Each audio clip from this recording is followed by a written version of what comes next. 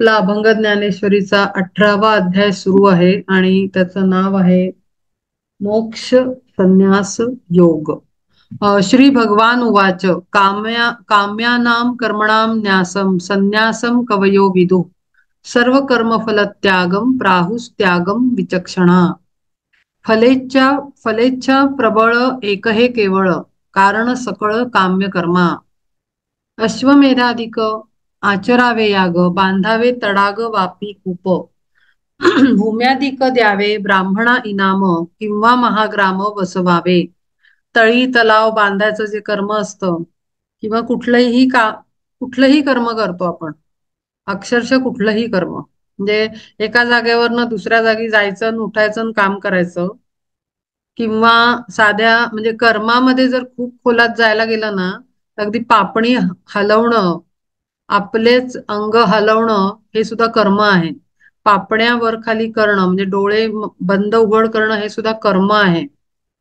आणि मानसिक कर्म आणि इमोशनल बॉडीचं वैचारिक मानसिक कर्म ही सुद्धा कर्म आहेत. म्हणजे साधं आता डीपर लेवलवर जायचं कर्माच्या, काम्य कर्मा त्यांनी म्हणलंय फलेच्छा प्रबळ एक हे केवळ कारण सकळ काम्य कर्मा. साधा आपण एखाद्याची अडचण आपल्याला कळली, ठीक आहे, कोणी असू दे, मित्र मैत्रीण, नातेवाईक, मुलं बाळ, घरातली माणसं, एखाद्याची पीडा आपल्याला कळली की नॅचरल ह्युमन माइंड आहे तो तो त्याचा वर विचार करायला सुरुवात करतो.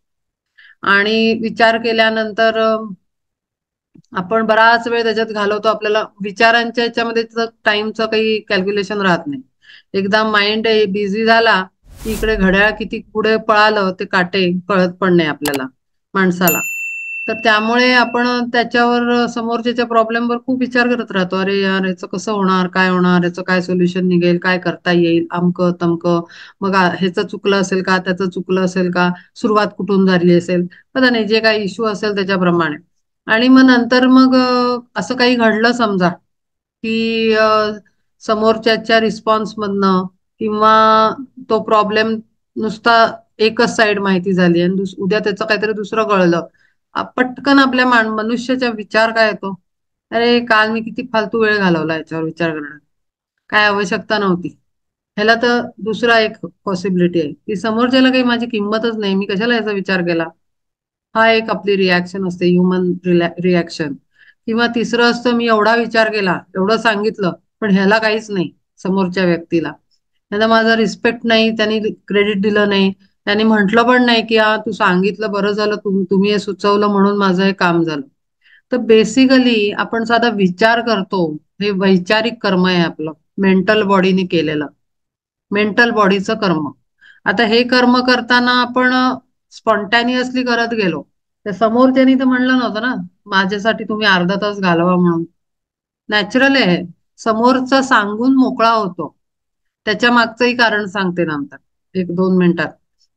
आता समोरच्यानी त्याची सिच्युएशन आपल्याला सांगितली, या तर गप्पांमधनं या तर इंटेन्शनली भेटून बोलून किंवा भेटल्यानंतर कोइन्सिडेंटली तो विषय निघाला आणि आपण तिथे त्याचं सगळं आपल्याला कळलं, किंवा कधी कधी फोन करून आपलं कम्युनिकेशन मधनं होतं.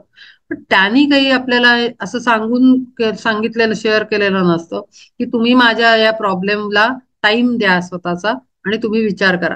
तिथं आपली टेंडन्सी आहे काहीतरी प्लेनवर आपलं कम्पॅशन, मर्सी, लव्हिंग काइंडनेस असतोच तो. आपण काय पूर्णपणे दुष्ट आणि अशा शक्तींना भरलेले नाही होत. मनुष्यामध्ये या नॅचरल क्वालिटीज आहेत. प्रेम नॅचरल आहे, काइंडनेस नॅचरल आहे, दया, क्षमा, शांती, करुणा हे नॅचरली आपल्यामध्ये असतं. फक्त प्रमाण कमी जास्त ते नंतर ठरतं. पण हे नॅचरली पोटेन्शियल आपल्यात आहे, आपले गुण आहेत, ते सद्गुण आहेत ते. त्यामुळे त्या बेसिसच्या आधारावर आपण त्याला विचार देतो. समोरच्याच्या गोष्टीला, थॉटला जो काही आलाय एनर्जी, त्याला आपण विचारांची एनर्जी देतो. आणि ती आपण आपल्या इच्छेने केलेलं असतं. आपल्याला काही समोरच्याने सांगितलं नाही की माझ्या या प्रॉब्लेमवर विचार करा, हा तो फोन वेगळा असतो. की जरा बघ हं, माझा असं असं आहे, जरा बघ बरं तू पण याच्यावर विचार करून की कसं वाटतंय. आपण आपल्या मैत्रिणीला म्हणतो, मग ती सांगते की अरे हो मला पण असं वाटतंय, हा तू बघ. मग तिथे तिथे ते एक आपोआपच इंटेन्शनच ते आहे की तुम्ही वेळ द्या. त्यामुळे क्रेडिट पण नॅचरली होतं. हो बरं झालं तू पण थोडं 2 मिनिटं याच्यावर घालवलीस आणि मला एक गायडन्स दिला, किंवा तू मला ह्या अँगलनी विचार करायला, तिथे नॅचरली समोरचा तुम्हाला क्रेडिट देऊन जातो. कारण त्यांनी त्या क्रेडिट देण्याच्या इंटेन्शननीच तुमच्या जवळ, समोरच्या जवळ आपलं मन मोकळं केलेलं आहे किंवा शेअर केलेलं आहे. पण असं अननोईंगली शेअर केलं जातं, त्याच्यावर आपण जो इन्व्हेस्टमेंट करतो टाइम, माइंड आणि सगळ्याच लेवलवरचा, आपलं कामही राहतं त्या चक्करमध्ये. कधी कधी बिझनेस करत असू तर ते काम महत्वाचं असतं, वेळ महत्वाचा आहे आपल्या लाईफ मधला. तो वेळ आपण तिसरीकडे घालवला आणि तो काही सांगितलेला नव्हता, तरी पण आपण घालवला. त्याचा पश्चाताप आपण त्याचं थोपतो दुसऱ्यावर, की याला काही आपली किंमत नाही. अरे पण तसं नाहीच आहे ना, ते काही डीलवर नव्हता विचार प्रकट केलेला होता. तर इथे चूक आपली आहे. मग तिथे काम्य म्हणजे फळाची इच्छा प्रबळ ठेवून तिथे कर्म झालेलं आहे आपल्या मनाने. ते इतकं बारीकीनं आपण स्वतःला बघितलं पाहिजे. पण आपण चार टोले हाणून समोरच्याला ते म्हणजे कुठेतरीच जातं पहा.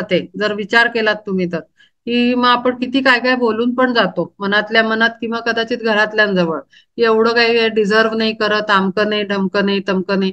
खूप रिॲक्शन्स आपण देतो त्याला. पण ही नॅचरल टेंडन्सी आहे. पण आता ह्या पाथवर आल्यावर ह्याकडे पण आपण लक्ष दिलं पाहिजे, की आपण असं तर काही करत नाही आहे, असं तर नाही करत आहे. इतका आपल्यात हे आलेलं आहे का, काय म्हणतो, फ्लेक्झिबिलिटी, की तो जरी टाइम गेला त्याचा ऐकण्यामध्ये, तर आपण लगेच दुसऱ्या क्षणी म्हणू की नाही, हा आजचा टाइम जो होता माझा, ही 10 मिनिटं, हे त्याचं ऐकून घेऊन त्याला रिलीज करण्यासाठी होता असं दिसतंय, असं म्हणावं आणि पुढे जावं. हे आपण करत नाही तोपर्यंत आपण तेवढे फ्लेक्झिबल झालेलो नाहीये. आपल्याला आपला वेळ गेला आहे ते असं खूप साऱ्या गोष्टी आपल्या मनात उभ्या राहतात. तर त्यामुळे इतक्या बारीकीनं आपण कर्माकडे आपल्या बघितलं पाहिजे. ते काम्य कर्म तर नाही होते, ह्याच्याकडे लक्ष देणं खूप आवश्यक आहे. अश्वमेधाधिक आचरावे याग, बांधावे तडाग वापी कूप, भूम्याधिक द्यावे ब्राह्मणा इनाम, किंवा महाग्राम वसवावे. करावी अनेक व्रते उद्यापने, रचावी उद्याने मनोरम, इष्टापुरत ऐसे कर्माते या नाव, जयाचा उद्भव कामनेत. आता ते बाग बाग बगीचे बनवतात, तिथे नाव लावतात, अमक्यांची बाग, किंवा यांनी देणगी दिली, यांची ही फरशी, त्यांची ती वीट, अमक्यानी भिंत या व्यक्तीनं देणगी देऊन बांधली, त्या भिंतीला त्याचं नाव, चौकाला नाव, रस्त्याला नाव. कळतंय? तर ते दोन प्रकार आहेत. आपण म्हणू मग महात्मा गांधी रोड आहे, आमकं नेहरू हे आहे, अमक्याचा रोड आहे, सुभाषचंद्र बोस रोड, ते मागावून दिलेली नाव आहेत. ते त्यांनी दान म्हणून दिले नाहीयेत. सुभाषचंद्र बोसांनी पैसे नाही दिले की या रोडला माझं नाव द्या. ते त्यांचं कर्तृत्व आहे म्हणून त्यांचं नाव लागतं. पण जेव्हा माणसं देणग्या देतात, तेव्हा त्या पायरीला नाव द्या, विटेला नाव द्या. माहितीये आम्ही आम्ही त्या ह्याला गेलो होतो, अं, वृंदावनला, मथुरा वृंदावन. आता नक्की लक्ष आठवत नाही वृंदावन मध्ये का मथुरेमध्ये, बहुतेक वृंदावन मध्ये. तिथे एका मंदिरामध्ये आम्ही गेलो. त्या पायऱ्यांवर ना नावं, नाही पायऱ्या नाही, जमिनीवर फरशांमध्ये मंदिराच्या फरशा, त्याच्यावर एकेकाची नावं लिहिलेली होती. आणि तिथे इतका बाजार, म्हणजे काय भयंकर प्रकार होता, की तिथे तिथले जे पंडित लोक होते मंदिरात पूजा पूजा सांगणारे, त्यांची फॅमिली, ते पोरं टोरं सगळे पुरुष त्यातले, ते असे इतके मागे लागतात की हे बघा तुमच्या तुमच्या आई वडिलांच्या नावाने इथे कृष्णाच्या दरबारात एक हे फरशी लागेल, आणि हे द्या, पैसे द्या, देणगी द्या, पैसे द्या, देणगी द्या. इतके मागे लागतात की ते अगदी रस्त्यावरचे हे असतात तसे, याचक असतात तसे ते आपल्या मागे लागतात. आणि मला तर तो कॉन्सेप्टच, मी म्हंटल अरे रे, हे काय वेडे लोक आहेत का, म्हणजे जे पैसे देतात ते पण आई वडिलांचं नाव, नाव मंदिराचे जे लागेल ते राहायला बाजूला, त्याच्यावर पाय लोक तुडवून राहिले, ते नाव पण लिहिलंय आणि त्याच्यावरनं लोक ये जा करून राहिले. मग तर म्हणलं तर उलटच काहीतरी चालू आहे, भलतच काहीतरी होत आहे. पण ही अवस्था आहे. त्या चौकोनी फरशीवर नाव लिहिलेली आहेत आणि त्या फरशीचं नाव तुम्ही तुमचं देणगी द्या म्हणून ते सांगतात. अशी अवस्था आहे आणि लोक वेड्यासारखं हे करून पण राहिले. तर हे असं हे इथलं हे जे उदाहरण आहे ते त्यातलंच हे एक उदाहरण झालं. तर देणगी द्यावी आणि गंगार्पण करावं. देणगी दिली ना आपण, संपलं. तिथे नाव यायला पाहिजे, आपल्या नावाने छापलं गेलं पाहिजे, हे सगळं नाही पाहिजे. मग तर तो खूप प्रपंच आपण केला असं होतं. कामना ठेवली, त्याच्या मागे इच्छा ठेवली, ते ते बरोबर नाही. बाजार मांडल्यासारखं आहे ते आपल्या देणगीचं आणि दान धर्माचं. तर ते करू नये कधी. इष्टापुरतं ऐसे कर्माते या नाव, जयाचा उद्भव कामनेत.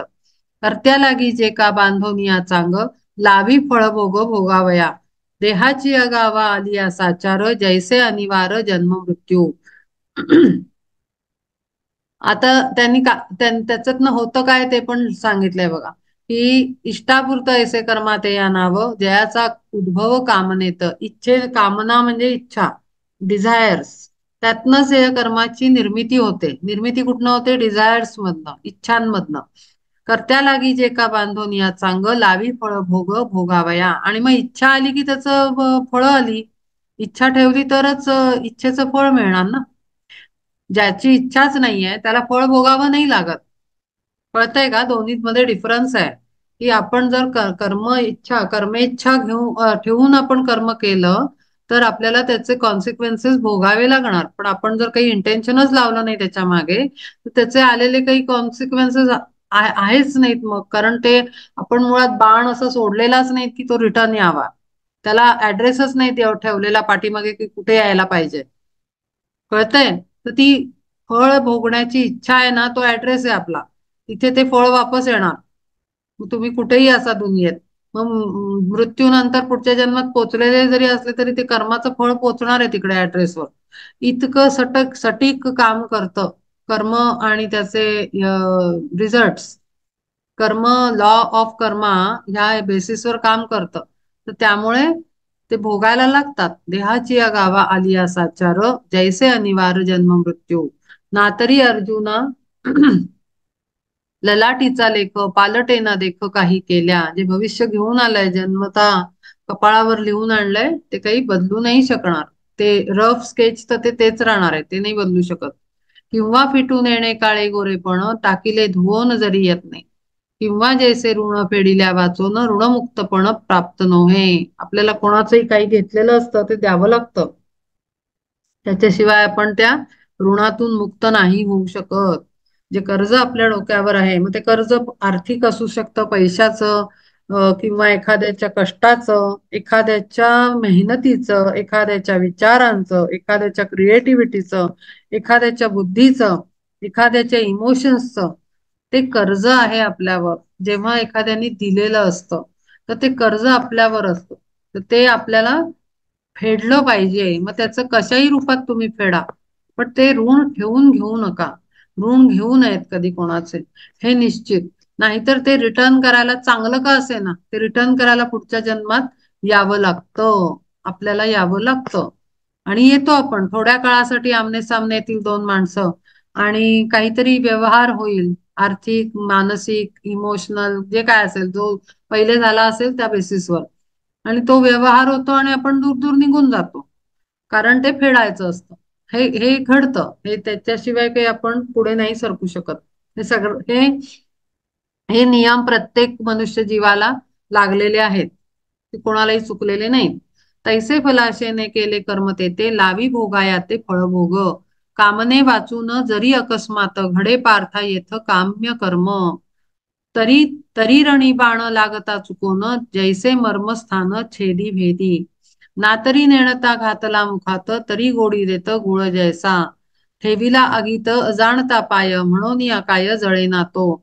त्यांनी म्हटलंय, कामने वाचून जरी अकस्मात घडे पार्था येथ काम्य कर्म.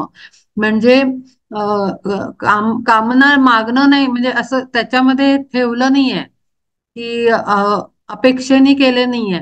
तरीही तुमच्या कर्माचं हे काही चुकलेलं नाहीये. त्याचं फळ आपल्याला भोगावं लागणार आहे. म्हणजे काय की ते येणार आहे वापस आपल्याकडे. तरी रणी बाण लागता चुकोन जैसे मर्मस्थान छेदी भेदी. तो बाण तुम्हाला मारलेला नसेल पण तुम्ही मध्ये आलात तरी तो लागणार आहे, किंवा तुम्हाला लागणारच आहे बाण, जर तसं कर्म तुम्ही केलेलं असलं पहिले तरी कुठल्याही जन्मात. ते काय असं नाहीये की मागचं पुढे, हेही मागे मी सांगितलंय की खूप स्मार्टली लॉ ऑफ कर्मा काम करतो. म्हणजे डिपेंड करतं की तुम्ही कुठल्या जन्मात ते फेडायचं विचार घेऊन जन्माला येता, तेव्हा लगेचच लगेच हिशोब असेल तर लगेच पुढच्या जन्मात फेडले जातील. जर आत्मा पर्पज चेंज करेल आणि सांगेल की नाही ते नंतर बघू मॅटर सगळे, आता मला आता पुढच्या जन्मात मला अमुक अमुक गोष्टीत जायचंय, तर ते पेंडिंग मध्ये राहतं, पेंडिंग अकाउंट राहतं आपलं, आणि मग त्याच्या कधी 4 जन्मानंतर समोर येईल. तर ते काही सांगू नाही शकत. आणि म्हणून जेव्हा अशा टाईपच्या हिलिंग मोडॅलिटीज मध्ये बघितलं जातं की बाबा हा प्रॉब्लेम का उभा राहिलाय जीवनामध्ये, तर मग कुठल्या तरी जुन्या जन्मातली गोष्ट समोर येते की अमुक अमुक जन्मात तुम्ही अमुक अमुक होता. मग ते काय डिपेंड करतं की कुठला जन्म होता आणि कितवा जन्म होता, ते काही कळत नाही, काही नाही आपल्याला. ते काय असं नाही कळत पहिला होता, दुसरा होता, चौथा होता, 10वा होता, 100वा होता, असं काही नाही. कुठल्या तरी एका जन्मात असं असं होतं, ही व्यक्ती तुमची ही होती, असं असं घटना घडली, आणि म्हणून ह्या इमोशन्स आहेत किंवा हा ट्रॉमा आहे किंवा हे गडबड रिलेशन मध्ये काय आहे, त्रास देतात का, असं होतं का, तसं होतं का, जे काय आहे ते का आहे त्याचं कारण ही स्टोरी आहे, असं करून पाठीमागचं कुठलं तरी निघतं. पण ते काही इमिजिएट पास्ट लाईफ नसतं 100%. ठीक आहे ना. तर त्यामुळे कधीतरी तो बाण येऊन लागणार आहे मर्मस्थानी, तुम्हाला छेदणार आहे. नातरी नेणता घालता मुखात तरी गोळी देत गुळ जैसा. कोणाचं लक्ष नाही, आपण तोंडात त्याच्या बाळाच्या, जसं लहान मुलांना आपण इकडे तिकडे खेळत असतो, आपण तोंडात घास भरवून देतो. त्याला काही ते जाणीवेने खाल्लेला नसतो की मी गुळ खातोय, त्याचं लक्ष नाही, ते टॉय खेळत आहे, आपण त्याच्या तोंडात भरवून दिलं पण तरी त्याला गुळ गुळ हा गोडच लागणार आहे ना, तो काही टेस्ट बदलणार नाहीये त्याची. तसं आहे. ठेविला आगीत अजाणता पाय म्हणून या काय जळेना तो. तेवी काम्य कर्मे भोगविती फळ स्वाभाविक बळ ऐसे त्याचे.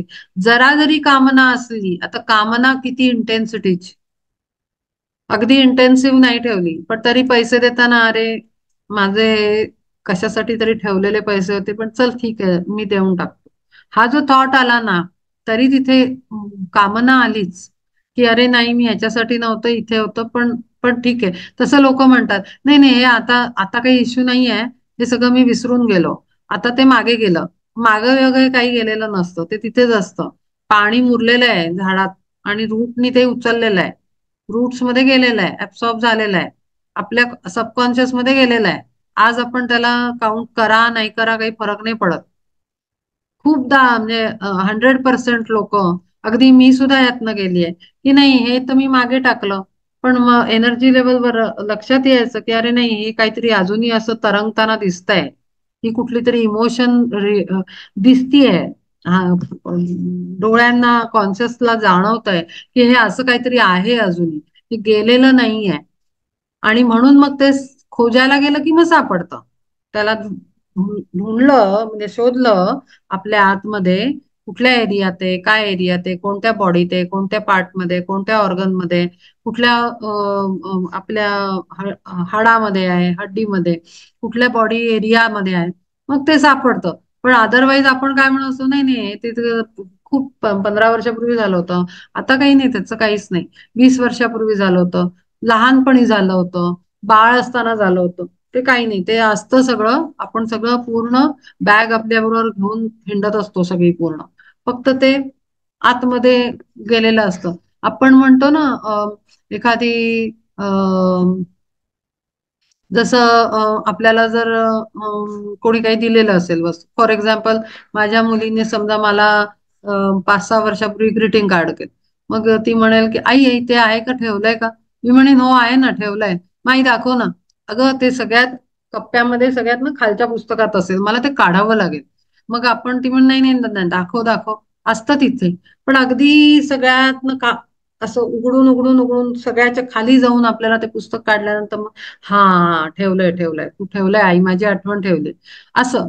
हे अगदी असंच आपण खालच्या कप्प्यात खाली जाऊन 15 वर्षापूर्वी, 10 वर्षापूर्वी बालपणचं आपल्या खालच्या कप्प्यात आहे. आपण ते सोडलेलं नाही. हे पहिले समजणं फार आवश्यक आहे. लहानपणचे इमोशन्स, लहानपणच्या आठवणी, तरुणपणाच्या आठवणी, आडनिड्या वयातल्या आठवणी, म्हणजे टीनेजच्या एज मधल्या, अडल्टहुड कडे शिफ्ट होताना जो मधला पिरियड आहे, 11, 12, 13, 14, 15, ह्या 4-5 वर्षातला, त्या घटना, त्या आठवणी, त्या पडसाद, म्हणजे डायरेक्ट आपल्या बरोबर नाही घडली घटना, पण आपण पाहिलं, ऐकलं, शेजारच्यांकडे घडलं, कुठेतरी बघितलं, हे सगळं आपण आपल्या दडपून आपल्या पुस्तकांमध्ये वर्षांच्या ठेवलेलं असतं. आणि मग त्या इंजुरियस असतील तर त्या कुठेतरी आपल्याला टोचणी देतात जीवनामध्ये. आणि जसा तो राजकुमारीचा एक गोष्ट आहे ना, की राजकुमारी झोपते तर काय 50 गाद्यांच्या खाली एक वाटाणा फुटाणा, काय ते मटारचा दाणा काहीतरी खडा असतो. पण ती म्हणते मला काहीतरी टोचतंय टोचतंय. तर ते खूप खाली जाऊन बघतात तर ते तसं ते आपल्याला टोचत राहतं. आपल्याला इजा करत राहतं आपल्या जीवनामध्ये. ते इमोशन्सच्या फॉर्म मध्ये किंवा एखादी आजार म्हणा, अशा पद्धतीनं ते आपल्याला टोचत राहतं कुठेतरी. आणि आपल्याला मात्र कळत नाही. आपण डॉक्टरकडे जातो, इकडे जातो, तिकडे जातो, सगळ्या दुनियाभरच्या थेरपीज आणि टेक्निक्स आपण अप्लाय करतो, पण आपल्याला उत्तर नाही सापडत की हे बरं का नाही होऊन राहिलं, बरं का नाही होऊन राहिलं. तर ते जातं सगळीकडे मागे. तर त्यामुळे आपण असं काही सोडून बिडून दिलेलं नाहीये. त्याचा ठाव ठिकाणा शोधायचा, त्याच्या हात धुवून मागे लागायचं, आणि त्याला मुळासकट काढणं फार आवश्यक आहे. त्याच्याशिवाय काही ते होऊ शकत नाही. बरं. तैसे फलाशेने केले कर्म ते लावी भोगा याते फळभोग. कामने वाचून जरी अकस्मात घडे पारता येथ काम्य कर्म, तरी रणी बाण लागता चुकोन, जैसे मर्मस्थान छेदी भेदी. ना तरी नेणता घातला मुखात, जरी गोडी देत गुळ जैसा, ठेविला अगीत अजाणता पाय, म्हणून या काय जळे ना तो. तेवी काम्य कर्मे भोगविती फळ, स्वाभाविक बळ ऐसे त्यांचे. म्हणून या पार्था कौतुके ही येथ, देऊ नये चित्त मुमुक्षुंनी. किंबहुना ऐसे काम्य कर्म जाण, टाकावे ओतून विष जैसे. संन्यास हे नाव तया त्यागा लागी, देती अंतरंगी सर्व द्रष्टे. त्याचं नाव आहे संन्यास. जेव्हा आपण बारीकीने या सगळ्या गोष्टींकडे बघतो आणि जरा पण त्याच्यामध्ये आतमध्ये काही ठेवत नाही. म्हणून या पार्थ कौतुक ही येथ, देऊ नये चित्त मुमुक्षुंनी. किंबहुना ऐसे काम्य कर्म जाण, टाकावे ओकून विष जैसे. ती जराशी पण कामना आपल्या आतमध्ये नाही, तो संन्यास. आपण नुसते भगवे कपडे घातले म्हणजे संन्यास नाही. संन्यास हा आतून घ्यायचा असतो. वैराग्य आतून जडलं पाहिजे. बाहेरनं नुसता देखावा नको पाहिजे. ते नकोय, ते अपेक्षित नाहीये. ते भयंकर आहे. आजकालचं तर फार वाईट अवस्था आहे. बाहेरनं संन्यास घेतात लोक आणि आत मस्त रंगीन असतात. बाहेर एकच रंग, आत रंगीबेरंगी, अशी अवस्था आहे आज. तर ते सगळं भयंकर आहे. करोनिया घ्यावे निर्भयत्व प्राप्त, जैसे सर्व वित्त सांडोनिया. तैसे काम्य कर्म सांडोनी सकळ, त्याजावी समूळ कामनाचं. करोनिया घ्यावे निर्भयत्व प्राप्त, जैसे सर्व वित्त सांडोनिया. द्रव्य संपत्ती आपण बाळगतो. आपल्याला निर्भयत्व आहे का मग? अजिबात नाही. हे कुठे गेलं तर, बँक करप्ट झालं तर, बँकच डबऱ्यात गेली तर, अमकं झालं तर, तमकं झालं तर, भय, भय जात नाही. त्याचं कारण वित्त म्हणजे संपत्ती, द्रव्यामध्ये आपण अडकलेलो असतो भीतीपोटी. कधी आजारपण आलं तर, असं म्हणून लोक पॉलिसीचा बिझनेस खेळ त्याच्यावरच चालतो. माणसं मेली तर, बिल्डिंग पडल्या तर, भूकंप आला तर, ऍक्सिडेंट झाला तर, असं करून ते सगळ्या पॉलिसीचा धंदा चालतो. पण आपणही तसेच ठेवतो. काही संकट आलं तर ही अमाऊंट. अरे असं आलं तर म्हणजे काय, दरवाजा ओपन करताय आलं तर म्हणून. कशाला येईल, कशाला यायला पाहिजे, आधी विचारच कशाला प्रोजेक्ट करायचा आहे आलं तर म्हणून. आलं तर म्हणजे आपण अर्ध अर्ध इन्व्हिटेशन दिलं त्याला की ये, आम्ही सोय करून ठेवलेली आहे बाबा, असं झालं ते. पण हे सगळं नाही कळणार सामान्यांना. ते अचाट वाटेल माझं बोलणं, पण ही फॅक्ट आहे की येणारच नाही असं म्हणणं खूप पॉवरफुल आहे. हे माझ्या ह्याच्यात नाही. मी ह्याला काय म्हणतो ना, माझ्या वाट्याला हे येणार नाही. हा जो कॉन्फिडन्स आहे, ही पॉझिटिव्हिटी आहे, ते असणं फार आवश्यक आहे. असं झालं तर ला काही अर्थ नाहीये. तर म्हणजे इन्व्हिटेशन गेलं, अर्ध्या रस्त्यात पोचलेलं आहे. आणि मग आलं बघा, मी म्हणलं होतं ना असं होणार, आणि म्हणून हे ठेवलं होतं, असं वर त्याच्यावर लोक आपलं क्रेडिट पण घेतात. पण हे नाही पाहिजे असं काही. पूर्णपणे धारिष्ट, निर्भय. निर्भयत्व सोपं नाहीये बरं. निर्भयत्व फार कठीण गुण आहे. भयच न वाटणं. अगदी काय वाटेल ते झालं तरी बघू परमात्मा काय करतो, ही अवस्थाच फार वेगळी आहे. ही निर्भयत्वाची अत्यंत उच्च अवस्था आहे. भीतीपोटी आपण सगळं करत जातो, करत जातो, करत जातो. पण आणि मग ते काय बोलायचं आता, ते होत नाही कधी, तर ते आणखीन पुढे मग ते पॉलिटिक्स वाढवतं, मग पोरांमध्ये वाटण्या आणि भलतीकडेच जातं ते सगळं. हे भयच माणसाला अर्ध खतम करतो. निर्भयत्व अत्यंत कठीण आहे. कशात काय, फाटक्यात पाय अशी अवस्था असताना माणसाला कॉन्फिडन्स असतो का? ते फार दुर्मिळ बघायला मिळतात असे लोक. आणि ते असे कॅरेक्टर्स आपल्याला संतांच्या ह्याच्यात मिळतात. आपले रामदास स्वामी किंवा आपले तुकाराम महाराज किंवा सर्व संत काय निर्भीड असायचे ते, म्हणजे त्यांना कशाचं भय नसायचं. परमात्मा बघून घेईल आलं तर, ते त्यांनी दिलेलं असेल आणि त्यातनं काहीतरी शिकवण असेल, येऊ दे, बघू काय होतं, आलंच तर बघता येईल. पण त्यांना भय नसतं. आणि भयापोटी ते जमाव नसतात करत वस्तूंचा, गोष्टींचा, प्रॉपर्टीचा, पैशाचा ना. ते निर्भयपणे जगत असतात. आणि मग अशांच्या याला संकट येत पण नाहीत, हे पण मी सांगते. अजिबात येत नाहीत. आपण बघितलं असेल अशा चरित्रांमध्ये, संकट येतं तर त्याला त्याला सांभाळायची सोय आधीच झालेली असते परमात्म्याकडनं.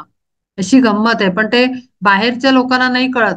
तो जो अनुभवत असते ना ती निर्भय व्यक्ती, तिला तिला त्याची खात्री असते आणि अनुभव येत असतो. तो काही लोकांच्या बाहेरच्या लोकांना माहिती नसतो. लोकांना नुसतं असंच दिसतं, बघा हे असे जगत होते, यांना आलं ना संकट, एवढंच दिसतं. पण त्या माणसाची अंतस्थिती काय आहे, तो काय सुख उपभोगतो आहे, तो संत प्रवृत्तीचा मनुष्य, ते त्यालाच माहिती आहे. आणि तो कशाला सांगायला जातोय दुनियाभरला की काय झालं आणि काय अनुभवलं, आणि त्यातनं त्याला काय मिठाई मिळाली, हे काय कोणी सांगायला येणार नाही आपल्याला. पण ही मुळात निर्भय स्थितीच उत्तम स्थिती आहे. त्यामुळे तो सांभाळला जातो आपोआप, पण हे आपल्याला नाही दिसत. करोनिया घ्यावे निर्भयत्व प्राप्त, जैसे सर्व वित्त सांडोनिया, तैसे काम्य कर्म सांडोनी सकळ, त्याजावी समूळ कामनाच. कामनाच नको, इच्छाच नको. मुळात फिजिकल व्हेइकल्स, पर्सनॅलिटी व्हेइकल्स मध्ये राहायचंच नाहीये. कारण त्याच्याकडनं खूप इच्छा येत राहतात, त्याला हे पाहिजे, त्याला ते पाहिजे. मेंटल बॉडीची अमुक डिमांड आहे, इमोशनल बॉडीचा हा डिमांड आहे, फिजिकल बॉडीचा हा डिमांड आहे. तर हे तीन मधनं तुम्ही शिफ्ट होता पूर्ण आत्मावस्थेत. आत्मरंगी रंगलो, रामरंगी रंगलो, हे का म्हटलंय?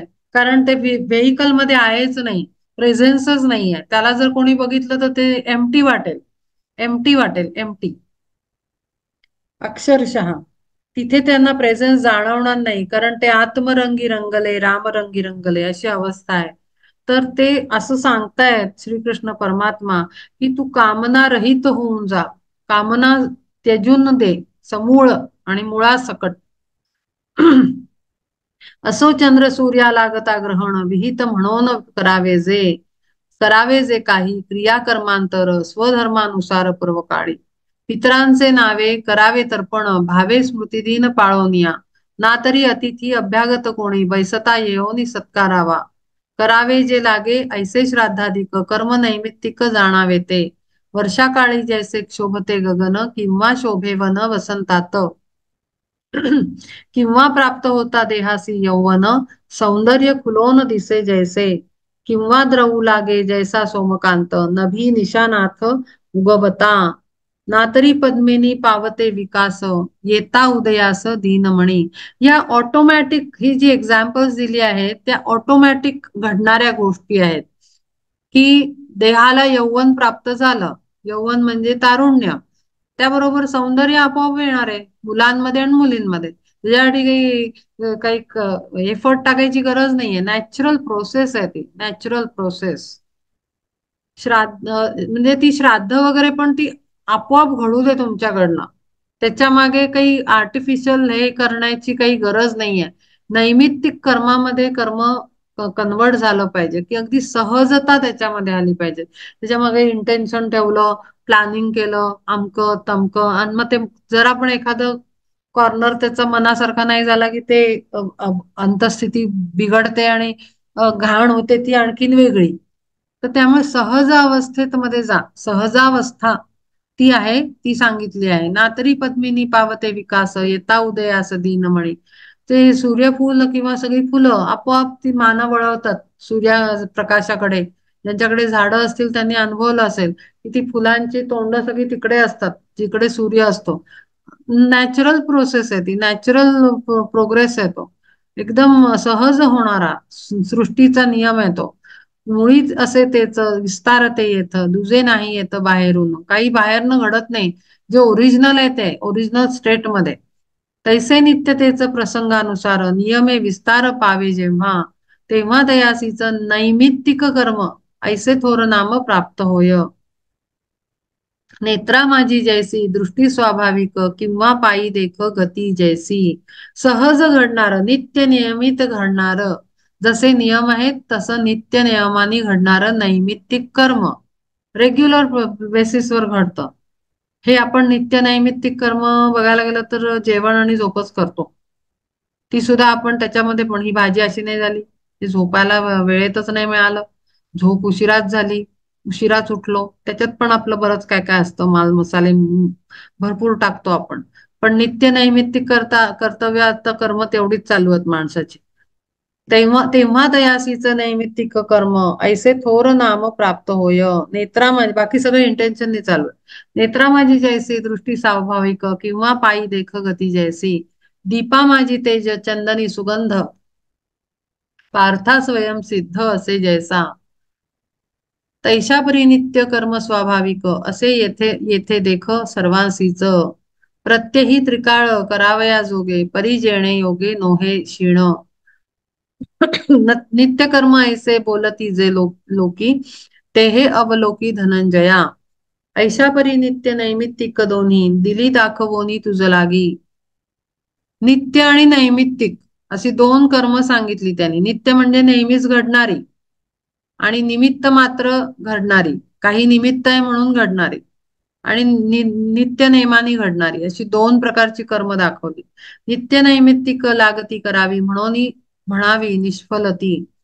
ऐसे बोले कोणी तरी ते अज्ञान, सफळ ती जाण सर्वांगानी. भोगोनिया भागोनिया भूक लाभे समाधान करिता भोजन धनंजया. ना तरी अग्नीत जळोनिया हीण, होतसे सुवर्ण शुद्ध जैसे. तैसेची निशंक फळ मिळे देख, नित्य नैमित्तिक कर्मांचेही. आगळेची तेज चढे स्वाधिकारा, झडोनिया सारा दोष तेणे. जीवासी सद्गती लाभे हातोहात, होनिया चित्त सुनिर्मळ. नित्य नैमित्तिक कर्माठाई ऐसे थोर फळ असे जरी पार्था. जेव्हा चित्त सुनिर्मळ होतं तेव्हा जीवाला चांगली गती प्राप्त होते. हे हे जसं जसं जसं आहे जशास तसे, ही जी आपली म्हण आहे त्या पद्धतीनं काम करतं हे सगळं. जसं आपण जेवण बनवणार तशी वृत्ती बनणार. जरी जेवण बनवणं आणि जेवणं ह्या दोन्ही गोष्टी नित्य नैमित्तिक कर्मांमधल्याच असल्या की नियमित होणाऱ्या, तरी आपण बनवणाऱ्यांनी खूप छान बनवलेलं आहे, चांगल्या स्थितीमध्ये. खाताना मात्र माणूस शिव्या देत खातोय चार लोकांना. तर तो कसा खाणार त्याच्याप्रमाणे ते त्याच्या अंगाला लागणार. बनवणाऱ्याची जबाबदारी नाही मग ती, कळतंय. जरी चांगला बनवणारा असला आपणही ते शांत चित्ताने खाल्लं पाहिजे ना माणसानी, तर ते नाही. मग ते हेच महाग झालं, तेच महाग झालं, गव्हर्नमेंट काय करतंय, आमका पंतप्रधान काय करतोय, हा मंत्री काय करतोय, शेजारी काय करतोय, ऑफिसमध्ये काय चाललंय, हे सगळं चर्चा करत करत करत करत आपण जेवण जेवत असतो. बनवणाऱ्यांनी खूप मोठे अभंग ऐकत आणि म्हणत आणि चिंतन मनन करत स्वयंपाक बनवला, तरी खाणारा कसं खातोय, काय भावना ठेवून खातोय, त्या खाण्याच्या प्रोसेसमध्ये रस कोणते मिसळतायत आपल्या पचन संस्थेच्या प्रक्रियेमध्ये, तेही तर महत्वाचं आहे. ते कोण बोलणार आणि कोण शिकवणार आपल्याला. पण आपल्याला, आपण बघतो की अत्यंत पॉलिटिकल इश्यूजवर चघळत चघळत आपण जेवण जेवतो, आपल्याला आनंद मिळतो. किंवा एखाद्या मूवी बद्दल चर्चा करताना, सिरियल बद्दल चर्चा करताना, टीव्ही सिरियल आपण खात असतो. आपल्याला काय माहिती आपण काय खातोय. दिसतंय अन्न, जातंय काहीतरी सिरियल चालली पोटात. असं असं होतं. म्हणून टीव्ही बघत अन्न खाऊ नये असं सांगितलं जातं. कारण आपण बोलत नाही, आपण ऐकतोय. दोन इंद्रियांनी आपण ग्रहण करतोय त्या टीव्हीवरच्या न्यूजला. कान आणि डोळा आणि तोंडाने अन्न जात, तिघांचं मिळून ज्यूस बनून पोटात जातोय. आणि मग काय ते रिझल्ट आपल्याकडे आहेच हेल्थचे. एन्झायटी, डिप्रेशन, अँगर, हेट्रेड, इरिटेशन, झोप न येणे, हे सगळे सुरू होतात. तर सगळं खूप फार खोलात जातात ह्या गोष्टी. जर जीवन सुधरवायचं म्हणलं तर फार रूट पर्यंत जाऊन सुधरवायला पाहिजे. मग कंटाळा येतो आपल्याला की जाऊ दे, मग ह्याच्यापेक्षा जे चाललंय तेच बरं, अशी अवस्था आहे. जीवासी सद्गती लाभे हातो हात, होऊन अचित्त सुनिर्मळ, नित्य नैमित्तिक कर्मा ठाई ऐसे थोर फळ असे जरी पार्था, तरी त्याजावे ते येथे सर्वापरी, नक्षत्रा माझारी मूळ जैसे, लतेसी वसंती फुले फळे येती, पल्लवित होती आम्रवृक्ष, परी तो वसंत सर्व ते सोडून, निरीच्छ निघून जाय जैसा. त्याला काही फळ फुल मिळतं का वसंत ऋतूला? आला आणि तो फळ फुलं देऊन निघून गेला, त्याचं काम झालं, तो निघून गेला. आला दुसरा ऋतू आला, मग तो त्याचं काम केलं, निघून गेला. निसर्ग उलट मस्त काम करतोय. आपणच पता नाही काय हायली इंटेलेक्च्युअल जीव, धर्तीवरचे मनुष्यगण, आपणच आपल्या अक्कल जास्त लावून राहिलो. अक्षरशः सर्व नेचर, जर तुम्ही तुमच्या सराउंडिंग मध्ये आपण जर पाहिलं, नदी, नाले, पाणी, डोंगर, दऱ्या, झाडं, ऋतू, आकाश, पाच तत्व, पंचमहाभूत, सगळेजण आपापलं काम छान करतायत. शहाणपणाचं काम कोण करतंय? मनुष्यजात. कारण जास्त हायर कॉन्शियसनेस आहे ना, हायर कॉन्शियसनेस आहे आपल्याकडे, मग आपलं डोकं जास्त चालवलं पाहिजे आपण. असं उलट होऊन राहिलं. सगळे व्यवस्थित काम करतायत, प्रॉब्लेम इथे आहे माणसांमध्ये. प्राणी पण त्यांच्या हिशोबाने जगतात, कारण त्यांना हायर कॉन्शियसनेस नाही अक्कल चालवायला. पण कोणाची इंटेलिजन्स वाहत चाललाय? माणसाचा. मग काहीतरी काहीतरी काहीतरी उद्योग टेक्नॉलॉजीच्या नावावर, प्रोग्रेसच्या नावावर आपण करतो आहोत. आणि जे चांगलं चाललंय त्यांनाही बर्बाद करतोय. सीझन वाटेल तसे यायला लागले, आपण त्या नेचरला डॅमेज करतोय. नदी, डोंगर, तलाव यांना डॅमेज करतोय. आपलं तर आपण डॅमेज करतोच आहोत, त्यांनाही बिचारे ते सरळ चाललेत त्यांच्या यांनी, निष्काम कर्मयोगाने जगतायत, त्यांनाही आपण डॅमेज करतोय. ही आज अवस्था आहे. आणि म्हणून आता जो बडगा पडणार आहे त्या प्रकृतीकडनं आणि त्या महादेवाकडनं, तो जोराचा पडणार आहे. कारण आता त्यांचा पेशन्स संपला आणि आता ही सृष्टी बदलणार आहे पूर्ण. मग पडणार आहे धोंडा जोराचा चांगला माणसांना. ती अवस्था आहे. म्हणून म्हणजे पेशन्स पेशन्स पेशन्स पेशन्स, पण परमात्मा पण पेशन्स ठेवून असतो. आणि ही सायकल आहे, हेही सांगते एक नवीन, की ही टोटल सायकल आहे. पूर्वीचे काय म्हणू आपण, त्याला म्हणतात युग, युग नाही म्हणता येणार, युग पण म्हणू शकतो, किंवा रेस, ह्युमन रेस इंग्लिशमध्ये म्हणतात.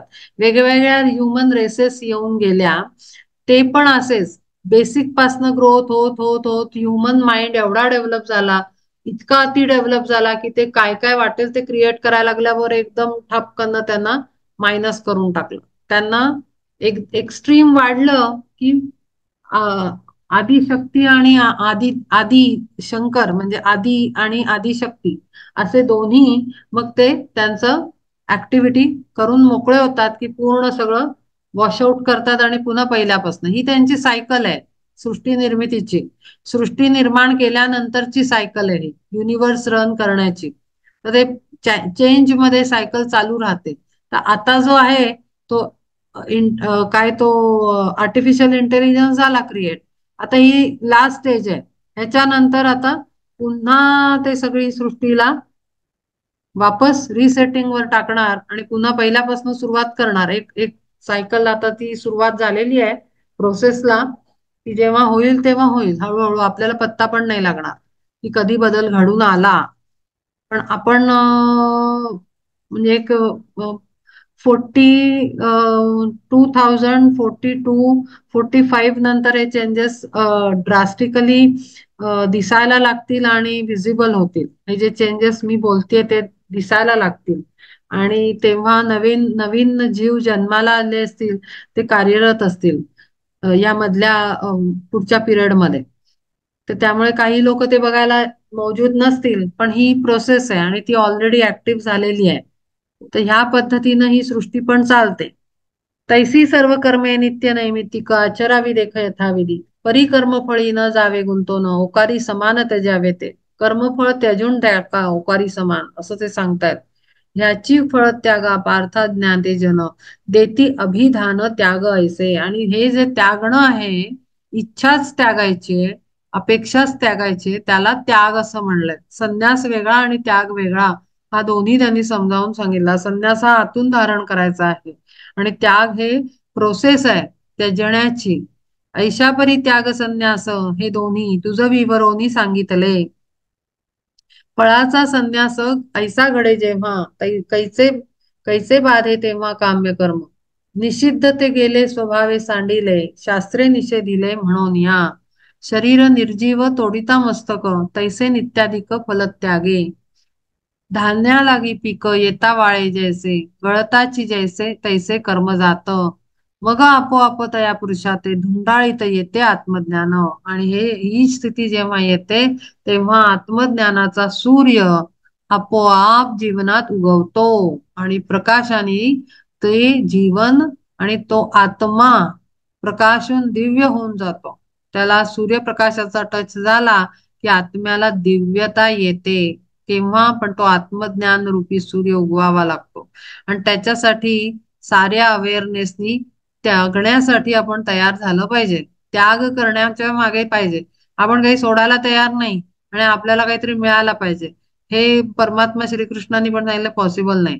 पहिले त्याग त्याग करायला, सोडून द्यायला, फळाला इच्छा सोडून द्यायला तयारी दाखवा, तर तो आत्मज्ञान रूपी सूर्य उगवेल, शोधत येईल तुम्हाला असं ते सांगतायत. मग आपोआप तया पुरुषाते ढुंडाळीत येते आत्मज्ञान त्याग संन्यासाची जाणोनी ही गुण होय अनुष्ठान जरी ह्यांचे. तरी पार्थ आत्मज्ञान सिंहासनी जीवासी हे दोन्ही बैसविती. जरी त्याला जर समजा नसेल अवेअरनेस, पण हे जर गुण असतील त्याग आणि संन्यास, आपोआपच त्याला पार्थ ते म्हणतात आपोआपच सिंहासनावर बसवतील जीवाला, त्या इन्कार्नेटेड सोलला. त्याच्या अवेअरनेस मध्ये असू दे नसू दे, त्याच्या योगच येईल जीवनामध्ये की आत्मज्ञानाची प्राप्ती त्याला होईल. त्यागाचे हे वर्म न जाणता कोणी कर्मची टाकोनी देई सारे. तयाचे हातून त्याग तो न घडे बंधनी तो पडे अधिकची. घेतले औषध न होता निदान तरी परतो न विष होय. भुकेची या वेळी घेतले ना न तरी ती हिरो न घेई प्राण. म्हणून या त्याज्य नवेची जे येथे कोणी केव्हाही ते सोडू नये. त्यागाचे हे वर्म न जाणता कोणी कर्मची टाकोनी देई सारे. तयाचे हातून त्याग तो न घडे बंधनी तो पडे अधिकची. आता आपण विचार करू, चला त्यागच करायचा आहे तर आपण कर्माला सोडून देऊ, आपण एक कामच करायला नको. आपण हे कशासाठी करतोय, त्याग करायचा आहे, कर्मच सोडून दिलं. अरे कर्माचा त्याग म्हणजे कर्माच्यातनं निघणाऱ्या फळाच्या इच्छेचा त्याग तो सांगितलाय, कर्म टाकायला नाही सांगितलंय. स्वयंपाक करायचं बंदी करा, चला सोडून द्या, कामधंदा सोडून द्या, घरकाम सोडून द्या, सेवा सोडून द्या, हे नाही सांगितलंय.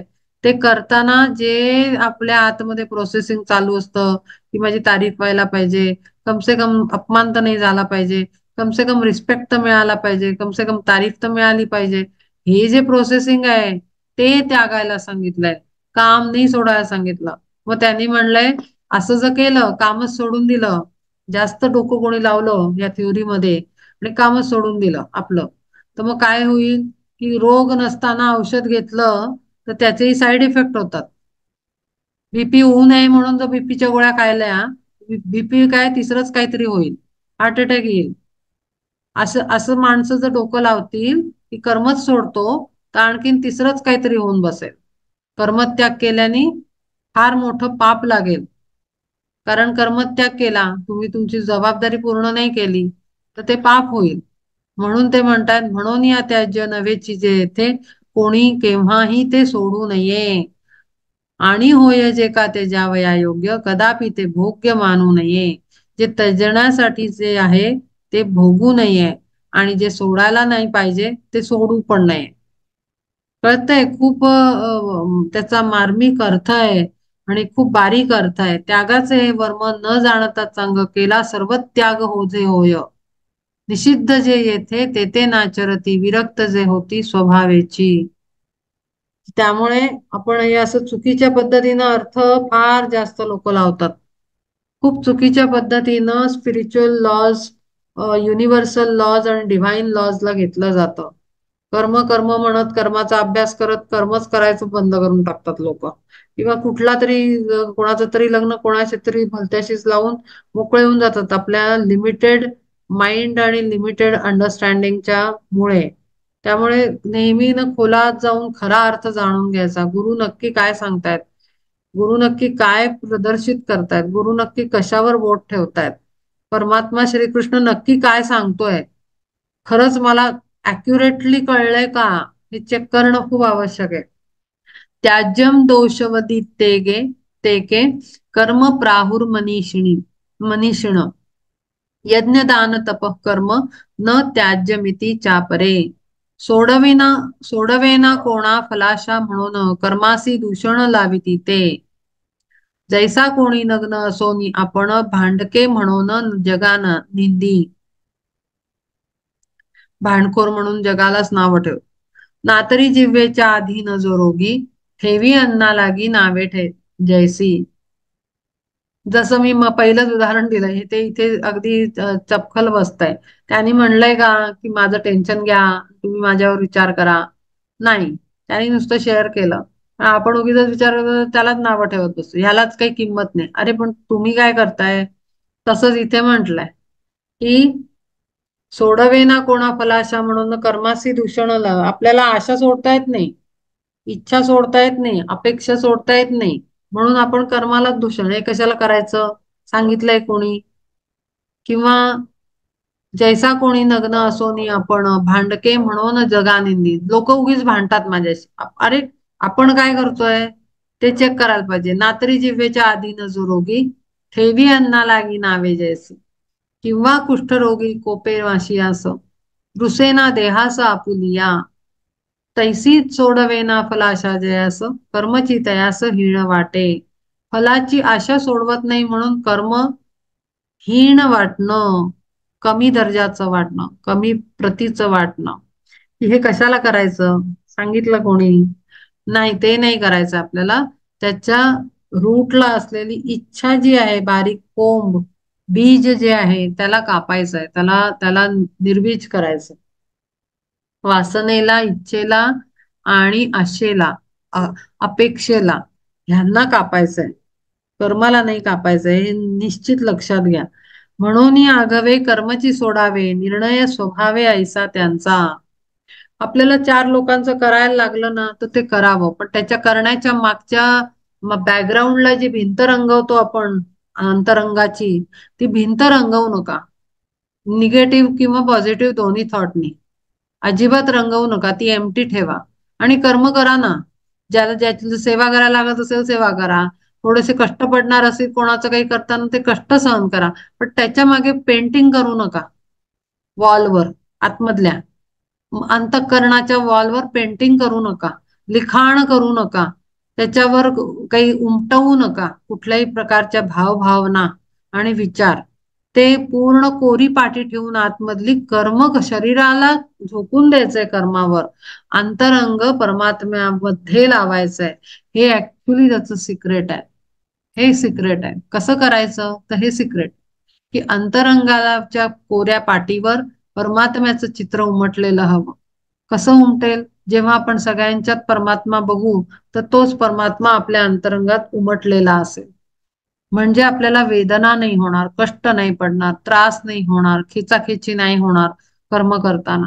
आपल्याला ओढाताण होणार नाही की अरे मला इकडे पण बघतोय, तिकडे पण बघतोय, ह्याचं पण करतोय, ऑफिसचं पण करतोय, घरच्यांचं करतोय, स्वतःची पण काळजी घेतोय, ती तर पहिले घ्यावी लागते. सगळं करताना स्वतःची काळजी, कारण आपलं व्हेइकल आणि आपला आत्मा सुदृढ नाही राहिला तर आपण काहीच करू नाही शकणार. पहिला मास्क स्वतःला लावायचा आहे, तेव्हा आपण स्वतःला वाचवणार, तेव्हा दुसऱ्यांना वाचवणार. त्यामुळे आपल्याला टाइम देणं, मी टाइम आपल्यासाठी ठेवला पाहिजे. सर्व आटपावं आणि 2 क्षण स्वतःसाठी काढावेत. त्याच्यात उत्तम विचार, उत्तम वाचन, उत्तम ध्यान, उत्तम चिंतन जरूर करावं. आणि मग पुन्हा त्यातनं जी एनर्जी मिळेल ती पुन्हा आपल्या आपल्या कर्म साधनेमध्ये घालावी, जी आपण कर्म रोजची करतो. सगळ्यांनाच प्रपंच आहे, सर्वांनाच आपल्या भोवती माणसं आहेत, तर ती जबाबदारी प्रेमाने अगदी मनापासनं करायची आहे. भिंतीवर कुठलेही ओरखडे न ओढता, कारण हे ओरखडे पुढे जाऊन आपल्याला पेन देणार आहेत, आपल्याला दुःख देणार आहेत. म्हणून त्या भिंतीवर मनाच्या अंतःकरणाच्या काहीही रेघोट्या मारायच्या नाहीत. कुठल्याही निगेटिव्ह अँड पॉझिटिव्ह बोथ काहीही करायचं नाही. ती कोरी करकरीत ठेवावी आणि त्याच्यात जास्तीत जास्त परमात्म्याचं चित्र उमटलं पाहिजे. कोरी राहिली तर कोरी, जसं जमेल तसं, पण त्याच्यावर रेघोट्यान पेंटिंग करायचे नाही, कुठलंही उमटवायचं नाही कशाची प्रतिमा, कुठल्याही विचारांची, इमोशन्सची. कृपया हे करायचं. शरीराला कामावर लावायचं, अंतःकरणात ईशचिंतन ठेवायचं आणि मी टाइम टाइम नेहमी ठेवावा. मी हे अगदी म्हणजे प्रॅक्टिकल बेसिसवर बोलते आहे, जे मी माझ्या लाईफमध्ये अगदी फर्स्ट डे पासून अप्लाय केलेलं आहे. फर्स्ट डे पासून लाईफच्या, म्हणजे नकळत वयात पण. आणि मला स्पेस लागते, म्हणजे मला माझी स्पेस आहे तर माझ्या लक्षात आलंय की ते आपोआपच, म्हणजे माहिती नाही कोणी शिकवलं नाहीये, बट मला माहितीये मला पाहिजे ना, म्हणजे समोरच्याला पण पाहिजे. ऑब्विस आहे. मला भूक लागते तसं सगळ्या दुनियेला भूक लागते ना. मला झोप आवश्यक आहे, साऱ्या दुनियेला झोप पाहिजे. मला आनंद आवडतो, सर्वांना आनंद आवडत असणार. ह्या बेसिसवर, ह्या common universal lower space space ही फार अत्यंत आवश्यक गोष्ट आहे. Breathing space. आम्ही डिझायनर आहोत, आर्टिस्ट आहे मी. त्या पॉइंट ऑफ व्ह्यूनी जर बघायला गेलं, आपण कुठलाही कपडा बघा, कर्टनचं कापड बघा, टेबल क्लॉथ बघा, साडी बघा, घराचं डिझाईन बघा, आपल्याला त्याच्यात जर स्पेस मायनस केली, आपल्या शरीरात ना बघा, स्पेस हा आकाश तत्व काढूनच टाकलं तर काय होईल? सगळी गचडी होऊन जाईल सगळ्या आतल्या इंद्रियांची, एकमेकांना दाबतील ते. आपल्या घरातली माणसं एकमेकांना क्रश करतात, मग एक दुसऱ्यावर डॉमिनेटिंग होतो, एक माणूस दुसऱ्यावर दबाव आणतो, कारण तिथे there is no space for life. समाजामध्ये, घरात, आपल्या साध्या डिझाईन मध्ये, कापडाचं डिझाईन आपल्याला सुंदर वाटतं, म्हणतो वा हे डिझाईन छान आहे, त्याच्यात स्पेस आहे. 2 लाईनच्या मध्ये स्पेस आहे, 2 शेपच्या मध्ये स्पेस असते. आणि अगदी ते गच्चडू करून, म्हणजे असं ते भरलेले असले टच करून सर्कलला स्क्वेअर, तरी त्याचे शेप वेगळे वेगळे असल्यामुळे त्याच्यामध्ये एक गॅप राहते, स्पेस राहते कॉर्नर्सना. सर्कल गोल आहे आणि स्क्वेअर 4 अँगल हे आहेत, त्याला साईड्स आहेत. पण ते जर एकामध्ये एक घातलं तरी कॉर्नर सुटतात ना, ती स्पेस आहेच आहे. Space is a very natural element. ते आपल्या नोईंगली अननोईंगली लाईफमध्ये ते ऍप्लिकेशन झालेलं आहे, पण आपल्याला ते कॉन्शियसली पण कॅरी करावं लागतं. स्पेस कायम हवी.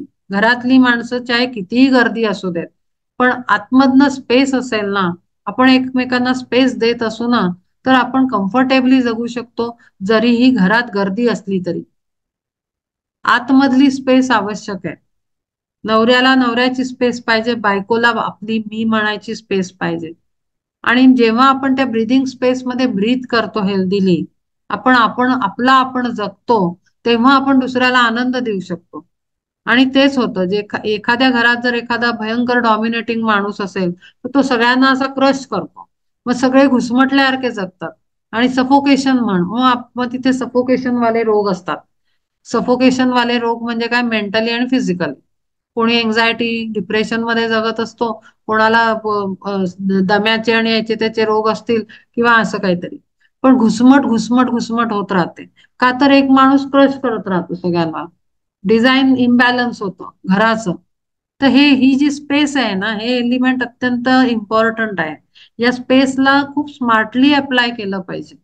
आणि अगदी टेक्निकली पण, म्हणजे फिजिकल प्लेनवर पण. बसायची स्पेस, प्रत्येकाला आपलं टेबल आणि चेअर हवी. माझ्या घरात हे कायम राहिलेलं आहे. माझ्या घरात आम्ही 3 माणसं, आम्हाला 3 आमची टेबल, आमच्या चेअर, जिथे बसून शांतपणे मनुष्य आपल्या फील्डचा विचार करू शकेल. स्टडी टेबल कॉन्सेप्ट, डायनिंग टेबलची चेअर, ज्यांनी त्यांनी आपापल्या स्पेसमध्ये बसलं पाहिजे, जिथे त्याची एनर्जी असते, जिथे तो कनेक्ट करेल. हे खूप सिंपल कॉन्सेप्ट आहे, पण हे आपल्याला ना दिसत नाही. तुझं ते माझं, माझं ते माझं वाला फंडा सगळ्या दुनियाभर दिसतो. आणि मग खिचडी करून लोक एकमेकांचे गळे दाबत जगत असतात, आणि दाखवायला आम्ही सुखी आहोत. हा एक वेगळा मुखवटा आपण पाळतो चेहऱ्यावर आणि शरीरावर. ह्यानी खूप एन्झायटी, ऍटमॉस्फिअर, पेन, बरेच इश्यूज दुनियात चालू आहेत. बघून सुद्धा कसं तरी होतं, वाईट वाटतं. कारण स्पेसचा इम्बॅलन्स आहे तिथे. स्पेस नाही मेंटेन केलेली. आणि ही कंटिन्युअसली पुढे कॅरी फॉरवर्ड होत राहते, मुलांना मुलांना मुलांना. पण पहिलाच घुसमटून जगत असतो, मग तो आणखीन पुढे तेच एनर्जी कॅरी करतो. खूप सायंटिफिक रिझन्स आहेत त्याच्या मागे. तर हे सगळं आहे. त्यामुळे ना कळलं पाहिजे जगायचं कसं. आणि आतमध्ये जर आपण वॉलवर आपल्या पेंट नाही केलं, तिथे जागा रिकामी ठेवली, तर आपण आतनं पण ना शुद्ध, स्वच्छ, शांत, स्थिर अशी आपली स्थिती होते. आपण जर बॅकग्राऊंड पेंट करत करत राहिलो, कळतंय ना, पुढे जर चित्र आहे काही, त्याच्या बॅकग्राऊंडला गच्च असं डार्क असं एखादं बॅकग्राऊंड कलर टाकला, तर आपण म्हणतो ना खूप गॉडी वाटतंय, खूप हेवी वाटतंय, खूप खूप जास्त असं बघवत नाहीये, नाजूक काहीतरी नाही का, बारीक बारीक डिझाईन नाही का. कारण आपल्याला स्पेस कळत असते अननोईंगली. आपल्याला असं मोठं मोठं ढोबळं ढोबळं असं ते नको वाटतं, असं गळा दाबल्यासारखं होतं. तसंच आपलं अंतःकरण पण क्लीन पाहिजे, साफ पाहिजे. अंतःकरणाची वॉल क्लीन पाहिजे. त्याच्यामध्ये इतकं सुंदर असं स्वच्छ असं ऍटमॉस्फिअर पाहिजे. आणि वाहती गंगा असेल तर फार उत्तम, तिथे काही टिकणारच नाही. गंगेचं पाणी ट्रान्सपरंट पाणी म्हणजे मग म्हणजे पाठीमागचं दिसतंय, हे तर आणखीन उच्च स्थिती. कळलं, तर ते तसं तसं आतमध्ये असं शुद्ध चित्त, पाहू जाता चित्त शुद्धीचे साधन, जगी या वाचून तुझे नाही. असं अंतःकरण शुद्ध पाहिजे, चित्त शुद्ध पाहिजे. त्याच्यावर काही पेंटिंग केलेलं नाही पाहिजे. वाहती गंगा, आपुली सत्वर चित्त शुद्धी व्हावी, ऐसी चाड जीवी बसे जरी. तरी चित्त शुद्धी कराया समर्थ, कर्म जे किमर्थ त्याजावे ते. कर्म टाळावं कोणतं, ज्याचा काही अर्थ नाहीये. का म्हणून, किम अर्थ त्याजावे ते. क्वेश्चन आणि ते सगळे सगळं ते थॉट प्रोसेस असते ना, ते प्रोसेसिंग टाळावं. आतमध्ये आपोआपच शुद्धी आहे, स्पेस क्रिएट होईल तिथे. सुवर्णाचा कस वाढावा ही असं, तरी का आगीस कंटाळावे. रज सुवर्णाचा कस, सुवर्ण चांगल्या क्वालिटीचं पाहिजे, मग आगीचे चटके दिल्याशिवाय कसं होईल ते सुवर्ण चांगल्या क्वालिटीचं. म्हणजे आपल्याला आपण चांगल्या क्वालिटीचे तेव्हाच बनणार ना, तेव्हा आपल्याला चटके बसणार. चटके म्हणजे लेसन्स आहेत. लेसन जोपर्यंत लर्न नाही करत, तोपर्यंत आपण चांगले कसे बनणार. ते चांगलं बनण्यासाठीच तर जन्म घेतो आपण. आत्म्याला चांगलं बनायचं असतं, म्हणून तो म्हणतो ते मागचे धडे राहिले गिरवायचे, ते मला द्या. जसं आपण सुट्ट्यांमध्ये घेतो ना, अरे नाही माझं मॅथ्सचा हा कॉन्सेप्ट जरा वीक आहे, त्याला परत घेतो आई मी. तसं करून कसं मुलं घेतात जे करत असतात, जे कॉन्शियस असतात अभ्यास करताना. नाही, मी तो एक चॅप्टर माझा क्लिअर करतो. एकदा तो मी लेसन लर्न केला ना किंवा मला काही टेन्शन नाही. हे सेम सगळं जीवनात आहे. आपण लेसन लर्न चटके बसल्याशिवाय लेसन लर्न नाही होणार आहे. आपण चमकणार नाही आहे. मग आपण लेसन लर्न करायला का घाबरतो? ते का नकोत आपल्याला? आणि लेसन लर्न करायला, आपल्याला लेसन शिकवायला ग्रेट टीचर्स येतात. ग्रेट टीचर्स म्हणजे संत नाही. ग्रेट टीचर्स म्हणजे आपल्या भोवतालची माणसं. They are teachers. ते आपल्याला धडे शिकवायला येतात. अहंकाराचा धडा, अहंकार जिरवायला येतात आपला. मग कुठलाही असू दे, आर्थिक अहंकार, शक्तीचा अहंकार, आणखीन काय उत्तम गुणांचा अहंकार. बरोबर अशी माणसं येतात की आपला पूर्ण पाण उतारा होतो. मग आपण त्याला शत्रू समजतो. No, they are great teachers. ते येतात मग आपल्याला लेसन शिकवायला. आपण थँक्यू म्हणलं पाहिजे, ग्रेटफुल राहायला पाहिजे. Thank you so much. बरं झालं तुम्ही आलात. ह्या जन्मात हा लेसन माझा झाला. आता मी पुढे जायला मोकळा, असं म्हणावं. नमस्कार करावा, हृदयापासून थँक्स म्हणावे त्यांना आणि रिलीज करावं. Thank you so much.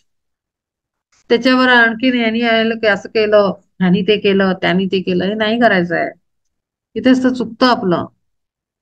कळतंय का? तरी चित्तशुद्धी कराया समर्थ कर्म जे किम अर्थ त्याजावे ते, सुवर्णाचा कस वाढावी आस, तरी का आगीस कंटाळावे. रजकणी जैसा घासावर दर्पण, दिसावे म्हणून निजरू. नातरी निर्मळ निज वस्त्रे भावी, ऐसी इच्छा जीवी होय जरी, तरी मानू नये सौंदणी मलिन, त्यातची धुवोन काढावी ती. परटाचे कपडे धुण्याचे भांडे, सौंदणी, आपण वॉशिंग मशीन मध्ये घालतो. आपण त्याला साबणाने रगडतो. का रगडतो? ते धागे म्हणतील अहो रगडू नका, आम्हाला लागतंय. पण आपण म्हणून अरे घाण कशी सुटेल, रगडलं तर पाहिजे. मग ते त्या वस्त्राच्या धाग्यांनी येऊन आपल्याला मारावं का, आम्हाला रगडलं म्हणून? नाही ना. कारण ते वस्त्र साफ झालं. आपल्याला कळतंय ना की वस्त्र साफ व्हायला पाहिजे. तसंच समोरच्याच्या आत्म्याला तुमचा लेसन लर्न करून तुम्हाला रिलीज करायचं असतं. पण लेसन लर्न कसा होणार? जोपर्यंत ते शत्रुत्व येणार नाही मध्ये, तोपर्यंत लेसन लर्न नाही होणार. म्हणून तो शत्रुत्वाचा मुखवटा घेऊन समोर येतो आत्मा, आपल्याला लेसन शिकवायला, धडा शिकवायला. आपल्याला असतो कुठल्या तरी गोष्टीचा माज, कुठल्या ना कुठल्या तरी, ते उतरवायला येतात ते. मग म्हणून थँकफुल असणं, हे जर अर्थ कळले ना जीवनाचे, आपल्या भोवतालच्या लोकांचे, तर आपल्याला दुःख नाही. आपल्याला आपण अत्यंत तेजस्वी होऊ. डोळ्यातनं, चेहऱ्यातनं, आपल्या त्वचेतनं आपण तेज झळझळून उठेल बाहेर. पण आपल्याला ते कळत नाही. आपण याला त्याला त्याला मनात नकोस, वरून अगदी आपण हॅप्पी दिसतो लोकांना, पण आतमधनं काय पेंटिंग चालू आहे. कळलं? तर त्यामुळे आतमध्ये हृदयात स्वच्छ ठेवलं पाहिजे. अगदी सुंदर. कारण आणि थँक्यू म्हणायचं, प्रत्येकाला जीवनात थँक्यू म्हणा की तुम्ही आलात म्हणून मला हा एरिया माझा क्लिअर झाला. असं जर लक्ष दिलं ना, तर तुम्ही बघाल की प्रत्येकाने कुठला तरी एक एक गुण तुमचा उजळवलेला दिसेल. कोणी काय, कोणी काय, कोणी काय, लेसन शिकवून शिकवून. एक दिवस वही पेन घ्या आणि बसा. कोण कोण आपल्या जीवनात आलं आणि त्यांनी आपल्याला कुठे आडकाठी केली आणि कुठला गुण आपला उजळून निघाला, कुठलं सामर्थ्य वाढलं, हे एकदा एक एक हे बनवा, चार्ट बनवा. मग लक्षात येईल की इथे काय लिहिलं जातंय आणि मी काय बोलतेय. तैसा करू नये कर्माचा अवेर, जरी क्लेश कर वाटली ती. रांधायाचे श्रम घेतल्या वाचून, रुचिर पक्वान न लाभे काय. कष्टाशिवाय लर्निंग नाहीये, कष्टाशिवाय रिझल्ट नाहीये. आणि म्हणून कर्माचा अवेर करायचा नाहीये, क्लेशकर वाटला तरी. जे आपल्याला वाटतं ना, येतंय ना, त्याच्या मागे कारण आहेत खूप जास्त. आणि ती कारण जातात मागच्या जन्मांमध्ये. आणि म्हणून कधीतरी तर ते निपटलं पाहिजे ना, का ती चेन बनवायची. आणि मग म्हणायचं आम्ही रखडलोच आहे, आमचा काही उद्धारच नाही होऊन राहिला. सगळीकडनं ओरडायचं, असं नाही चालणार. एक काहीतरी एका साईडला व्हावं लागेल. आयदर सहन करून म्हणजे आनंदाने त्यातनं बाहेर निघावं लागेल, नाहीतर धोपटत बसा धुणं. काहीतरी एक. म्हणून या कर्मे करावी करावी ऐसाच करावी ऐसाच निर्णय हा साच कित्येकांचा. ऐसा त्यागाची या संबंधी गोंधळ परस्परा मेळ पडेची ना. आणि म्हणून ती कर्माशिवाय नाही म्हणून म्हणून कर्म करायचे. अरे पण मेन मधलं आहे, आतमध्ये काय स्थिती आहे ती महत्वाची. तरी विसंवाद सर्व तो फिटावा त्याग आकळावा यथार्थत्वे. सर्व आतमध्ये स्वच्छ ठेवून त्यागमूर्ती बनून सरळ रिलीज व्हावं त्यातनं. ते उत्तम सोल्युशन आहे. ऐसे सप्रमाण करून निरूपण देई अवधान धनंजया तरी त्याग येथे जाणावा त्रिविध दाखवू विशद विभागोनी. आता त्रिविध त्याग दाखवणार आहेत ते. त्रिविध त्याग निश्चयम शृणु मे तत्र त्यागे भरत सत्तम त्यागो हि पुरुष व्याघ्र त्रिविध संप्रकीर्तितः. दाखविले स्पष्ट तीनही प्रकार तरी जाण सार एवढेची. वज सर्वज्ञाच्या बुद्धीसी साचार होय जे गोचर यथार्थत्वे. त्यागाचे हे तत्व आधी निवेदिन बरवे श्रविण करी पार्था. जया मुमुक्षु ते वाटे मुक्त व्हावे तये आचरावे हेची एक. ज्यांना मुमुक्षु आहेत आणि ज्यांना मुक्तीची इच्छा आहे त्यांनी हे फॉलो करा. बाकीच्यांनी सोडून द्या म्हणतात. कारण हे ऍप्लिकेशनचा पार्ट आहे सगळा स्पिरिच्युअलिटी. यज्ञ दान तप कर्म न त्याज्यम कार्यमेव तत्. यज्ञोदानम तपश्चैव पावनानी मनीषिणा. शेवटचा अध्याय आहे आणि त्यांना मोक्ष द्यायचा आहे. तर तो हे सगळं गोष्टी अप्लाय केल्याशिवाय मिळणार नाहीये. जोवरी न होय जोवरी न होय इष्टस्थळ भेट सोडू नये वाट पांथिकाने. तैसी मुमुक्षुने यज्ञदानादिक कर्मे आवश्यक सोडाविना. आपण अर्ध्या रस्त्यातनं परत नाही येत ना.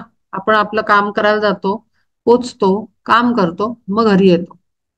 तसं मुमुक्षू मुमुक्षू कोण आहे? जो निघालेला आहे कंटाळाला म्हणून.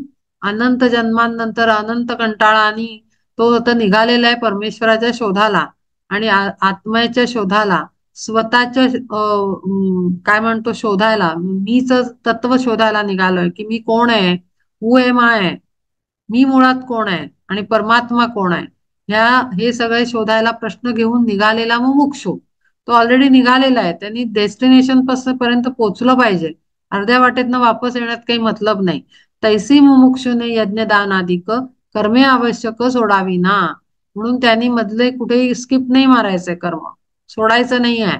कारण तो मुमुक्षु आहे, तो ऑलरेडी निघालाय घर सोडून उत्तर शोधायला.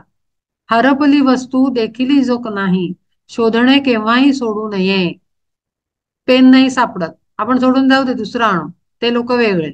नाही, माझं पेन सापडलंच पाहिजे. हरवलं कसं हे शोधून काढणारे वेगळे. दोन प्रकारची माणसं असतात. काही लोक म्हणतात हरवलं का, ठीक आहे ठीक आहे नवीन आणू.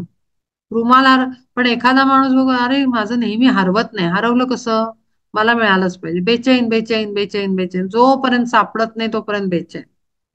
ते लोक वेगळे. हे दोन प्रकारची माणसं आपल्याला अध्यात्मातही मिळत. थोडंसं कष्ट घेऊन सापडत नाही का, जाऊ दे माझं चाललंय ते मजा मस्त चालली, सोडून द्या. काय ते उगीच परमार्थ अध्यात्म स्पिरिच्युअलिटी काही काही मतलब नाही हो त्याच्यात, काही सापडत नाही. ते सगळे गुरु एकच सांगतात, काही मिळतच नाही, पुन्हा आपण आपले तिथेच असं म्हणून पुन्हा एन्जॉयमेंटला सुरू करतात. ते खरे मुमुक्षु नाहीत. तसं एक पेन हरवलं तर दुसरं आणू, अशा पद्धतीनं. त्यांना बस काहीतरी हातात पाहिजे टूल, काहीतरी टाइमपास पाहिजे, एंटरटेनमेंट पाहिजे. स्पिरिच्युअलिटी किंवा असं खरं हे काही एंटरटेनमेंट नाहीये, रियालिटी सिरियस थिंग आहे. कारण ते जीवन जगण्याचं टेक्निक आहे. आणि म्हणून जे खरे मुमुक्षु आहेत ते किती धडपडायला लागलं तरी ते आपला रस्ता नाही सोडत, ते आपला ट्रॅक नाही सोडत. चाहे किती वेळ लागेल ते हात धुवून मागे लागतात. हरपली वस्तू देखील जो नाही शोधणे केव्हाही सोडू नये. लोटू नये जैसे जेवणाचे ताट भरले ना पोट जोवरी जे. जोवरी तीराचा गाठीला न ठाव त्यजू नये नाव तोवरी ती. काय होईल, तीर न गाठता मध्येच नाव सोडली तर डुबेल ना, मरून जाईल मध्येच.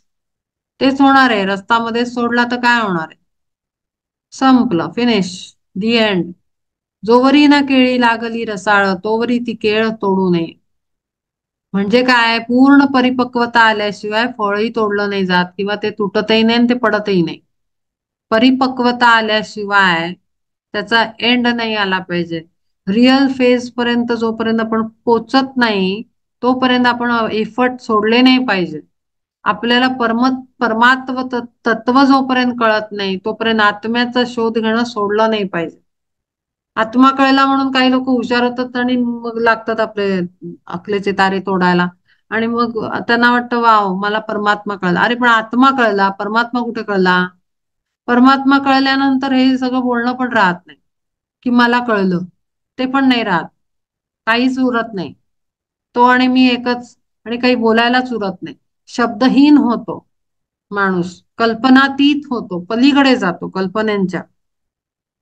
ते परिपक्वता झाली. अर्धवटामध्ये रंग चढवून आपण अर्ध्या हळकुंडाने पिवळे होणारे म्हणतो आपण त्याला. त्याला काही अर्थ नाहीये ते मग मध्येच नावेतनं उडी मारली अर्ध्यावरच. ठेविला अंधारी सापडे ना ठेवा फुंकू नये दिवा तोवरी तो. तैसे निसंदेह आत्मज्ञान भले जोवरी ना आले प्रत्ययासी तोवरी यज्ञादी कर्मा ठाई जाणं पार्था उदासीन राहून. कर्म सोडायचं नाहीये शेवटपर्यंत. आणि शेवटी आत्मतत्व सापडलं, परमात्म तत्व सापडलं, त्याच्यानंतरही कर्म नाही सुटत. कारण त्याचे कर्म का करण्याची मागची कारणच बदलून जातात. मॅटरच सगळा चेंज होऊन जातो. मग ते कर्म खूप इतकं मधुर आणि इतकं सुंदर असतं. त्याचा आनंद काहीतरी परमात्म्याच्या ही पलीकडे आनंद देणारा असतो. त्यामुळे तेव्हाही ते कर्म सुटत नाही. कर्म शेवटपर्यंत जोपर्यंत शरीर आहे. शरीर आहे तर कर्म आहे. शरीर नाही तर कर्म नाही. शरीर सोडून जेव्हा कर्म करायला आपण येतो म्हणजे कारण शरीर संपल्यानंतर तर ते कर्म आपलं नसतं. मग तेच सांगते, गोडी वेगळी असते त्याची. आपण काय कार्य करायला आपल्याला पाठवलेलं असतं ना, त्याच्यात आपल्याला इंटरेस्ट असतो ना आपला त्याच्यात अटॅचमेंट असते. आपण टोटली डिटॅचमेंट मध्ये काम करतो. कारण आपल्याला रूप घेऊन यायला लावलेलं असतं कार्य करायला परमात्म्याने. तेव्हाही कर्म होणारच आहे पण ते कर्माचा रंगच वेगळा आहे. त्यामुळे कर्माला अंत नाही. तैसे निसंदेह आत्मज्ञान भले जोवरी ना आले प्रत्ययासी तोवरी यज्ञादी कर्मा ठाई जाण पार्था उदासीन राहू नये. वरी स्वाधिकारानुरूपती देथ आचरा विचित्त देवनिया. आपल्या योग्यतेप्रमाणे स्वाधिकारानुरूप आपल्या योग्यतेप्रमाणे आचरावी चित्त देवनिया. जशी आपली योग्यता असेल तसं अंतःकरणाची स्थिती ठेवून कर्म करा. पण ते करायचंच आहे, चुकू नाही शकत. बैसावे हा हे तर धरोनी मनात चालावे वेगात जैसा रीती. तैसी यज्ञाधिक कर्मेची ती होती कारण किरीटी नैष्कर्म्य असी. जो जो करावे ते ते औषधी सेवन रोग निवारण तो तो होय. कर्मे यज्ञाधिक जो जो तैशा रीती अनुष्ठिली जाती यथायोग्य. जसं एक खूप मोठा आजार झाला, रोज थोडं थोडं थोडं डोसेस दिले असतील त्याप्रमाणे औषध घेऊन घेऊन घेऊन शेवटी आपण आजारातनं मुक्त होतो ना. तसंच कर्म जे दिलं आहे ते सांगितलेल्या डोसेस प्रमाणे आणि प्रोसेस प्रमाणे केलं की मग आपण कर्माच्या पलीकडे जाणार आहोत. आपला रोग जाणार आहे. रोग निवारण होणार म्हणजे काय? आपल्याला कोणता रोग आहे? मी केलं असं म्हणायचा रोग आहे आपल्याला. आत्मतत्वात मी केलं येत नाही. परमात्म्याने केलं, ते शक्तीने केलं, ते घडलं तर तो रोग निवारण होऊन जातं हळूहळू. कर्मे यज्ञाधिक जो जो तैशा रीती अनुष्ठिली जाती यथायोग्य तो तो झडवनिया रज तमो गुण होऊ लागे मन सुनिर्मळ. नातरी खाराची जो जो द्यावी पुटे तो तो शुद्ध होते सोनी जैसे. तैसी धनंजया तप यज्ञ तपोदाने एकनिष्ठपणे आचरिता तेणे रजतम झडवणी सकळ होय सुनिर्मळ अंतर्याम. सत्कर्म करून करून करून कर्म करत जाऊन रज आणि तम. रज आहे कर्म वाढवणार, अहंकार बाळगणार, आणि तम आहे दुर्गती प्राप्त करवणार. हे दोन्ही गुण झडून जातात पूर्णपणे. आणि तिथे सात्विकता उच्चांक गाठते अंतरंगात. म्हणून तयासी तीर्थेच ही होती करू जे इच्छिती अंतशुद्धी. आणि म्हणून त्यांच्यासाठी जन्मभूमी, कार्यभूमी हे तीर्थस्थळ आहे. आपलं घर हे आपल्यासाठी तीर्थक्षेत्र झालं पाहिजे. की घरामध्ये चार दैवत आहेत, त्यांची पुजारी जसा पूजा करतो तीर्थक्षेत्रातला, तशी आपण पूजा करावी. म्हणजे कर्म मानून घराला, घर आणि तीर्थक्षेत्राला वेगळ्या फेऱ्या, ते कशाला करायचं? त्यामुळे घरात क्रिएट करता आलं पाहिजे आपल्याला तीर्थक्षेत्र. तीर्थे बाह्य मळ धुवून या जाय कर्मे शुद्ध होय अंतरंग. ऐशा परी जाण यज्ञ तपोदान अर्जुना पावन तीर्थेच ही. हे तीर्थ आहे आणि कर्म आहे त्यातलं. तीर्थक्षेत्रात यज्ञ तप दान आपण करायला स्पेशली क्षेत्रांना जातो. तर तेच यज्ञ तप दान आपण घरात का नाही करू शकत? घरातल्यांचं करताना हा ना अप्रोच फार वेगळा आहे. इथनं मी केलं हा भावच निघून जातो. या पद्धतीनं जर जीवन जगलं ना, तर कुठच्या कुठे जाईल माणूस. तो तो तो जो जनकाला आदेश दिला तर क्षणी मुक्ती ती इथे पण प्राप्त होऊ शकते, अगदी सहज उत्तमरित्या. पण हे फॉलो केलं तर तृषार्ता लागोन निर्जल प्रदेशी भावी वृष्टी जैसी अमृताची. किंवा देवेच व्हावी गभस्तीची वस्ती अंधाची अदृष्टी माझी जैसी. बुडत्यासी जैसे नदीने तारावे भूमीने झेलावे पडत्यासी. किंवा मरत्याचे टाळोनी मरण द्यावे जीवदान मृत्यूनेच. किंवा विषतेही होतसे जीवन होत देता रसायन रूपे जैसे. कर्मेच ती तैसी मुमुक्षु लागोन कर्मबंधातून सोडविती. कर्मच सोडवतं कर्मबंधनातून आपल्याला. कसं करून? निष्काम कर्म करून. निष्काम कर्मयोगाने आपण कर्मबंधनातून सुटतो, ही त्याचा अर्थ आहे. पण हे मुमुक्षूच्या अवस्थेपर्यंतच आपण नाही पोचलो तर काय कठीण आहे मग. सोडविती कर्मे होती जी बंधक जरी युक्ती एक हाता येई. कर्मेची गा कैसा कर्मबंध तुटे वर्म ते गोमटे सांगू आता. तर ते पुढचं कर्म कसं सुटायचं, कर्मबंध कसं तुटायचं ते सांगतायत. एतान्यपि तु कर्माणि संग त्यक्त्वा फलानिच कर्तव्यानिति मे पार्थ निश्चितं मतमुत्तमम्. यथाविधी होय यज्ञाधिक सर्व परी नाही गर्व कर्तृत्वाचा. म्हणजे काय? निष्काम कर्मयोगच सांगता आहेत. निष्काम कर्मयोगानेच, कामना न ठेवता केलेल्या कर्मानीच कर्मबंध तुटतात. कुठलीही फळाची इच्छा न ठेवता केलेलं कर्म, अपेक्षांचं कर्म न ठेवता कर्मबंधनातून मुक्ती होऊ शकते. यथाविधी होय यज्ञाधिक सर्व परी नाही गर्व कर्तृत्वाचा. घेऊन या मोल तीर्थयात्रे जाय मिरवितो काय आत्मप्रौढी. समर्थाची मुद्रा घेऊन या हाती झोंबे राया प्रती एकटा जो. विजेता मी ऐसे सांगेना तो जनी धरोनिया मनी अभिमान. समर्थाची कास धरोनी साचार जाय महापूर तरोनी. तयाची अचित्ती पोहणारा तो मी ऐसी उर्मी अहंतेची. आता आपण गुरूंचं बोट धरून आपण चालतो. समर्थाची कास धरोनी साचार जाय महापूर तरोनीत. आपण गुरु करतो सगळेजण. आपण कुठल्या ना कुठल्या तरी टीचरला फॉलो करतो. म्हणजे अगदी आर्ट ऑफ लिव्हिंग वाले म्हणा, सद्गुरूंना म्हणा, चाहे त्यांचं पुस्तकं वाचत असतील, त्यांची प्रवचनं ऐकत असतील, त्यांचे टॉक्स ऐकत असतील, शिवानी ऐकत असेल, शिवानी ज्या आहेत त्या ह्याच्या त्यांचं ऐकत असेल, कोणी पण दुनियाभरचे कुठल्याही स्पिरिच्युअल टीचरचा आपण ऐकतोय. डायरेक्ट गुरु नाही केलं त्यांना, ऐकून आपण ऐकतोय ना. गुरुच्या शक्ती तत्वाला तर आपण बोट धरलंय ना, आणि त्याला धरून आपण जगतोय. त्याला आपण कुठेतरी ऐकलेलं असतं तर अप्लाय करत राहतो आपल्या जीवनावर. सिच्युएशन येतात तसं. म्हणजे काय? आपण गुरुतत्वाचं कास धरलेली आहे आणि महापूर तो चालायला पोहायला सुरुवात केलेली आहे. पण तरी काही काळानंतर आपल्याला आपल्या आतमध्ये उर्मी असते त्याची, की मी ऐकलं, मला दिलं, पण मी ऐकलं ना. मी ऐकलं म्हणून माझं जीवन तरलं. म्हणजे पुन्हा तिथे अहंकार येतोच, मी येतो चित्तामध्ये. आपण पूर्ण क्रेडिट त्यांना देत नाही की नाही ते होते, आपण त्यांना पूर्ण गुरुत्व देत नाही आपलं. आपण म्हणतो नाही एक चरित्र वाचलं होतं, मी पुस्तकं वाचली आहेत, मी हे अरे पण ते गुरुतत्व होतं, ते तेवढे गुरु झाले आपले ऑलरेडी. जेवढ्या जेवढ्यांना आपण आपल्या जीवनात एंट्री दिली ना, ते सगळे गुरु झाले आपले. आणि त्या त्या क्षणाला ते गुरुतत्व होतं आपल्या बरोबर. आणि ते गुरु आपल्याला मिडास टच आपल्या जीवनाला देऊन जातात, सुवर्ण करणारा. आणि तेच तारून नेतात. आपण नाही म्हणू शकत की हो नाही त्याला पण मी ऐकलं ना, त्याला पण मी वाचलं ना, आणि मीच तर अप्लाय केलं ना माझ्या जीवनावर. ती शक्ती आहे.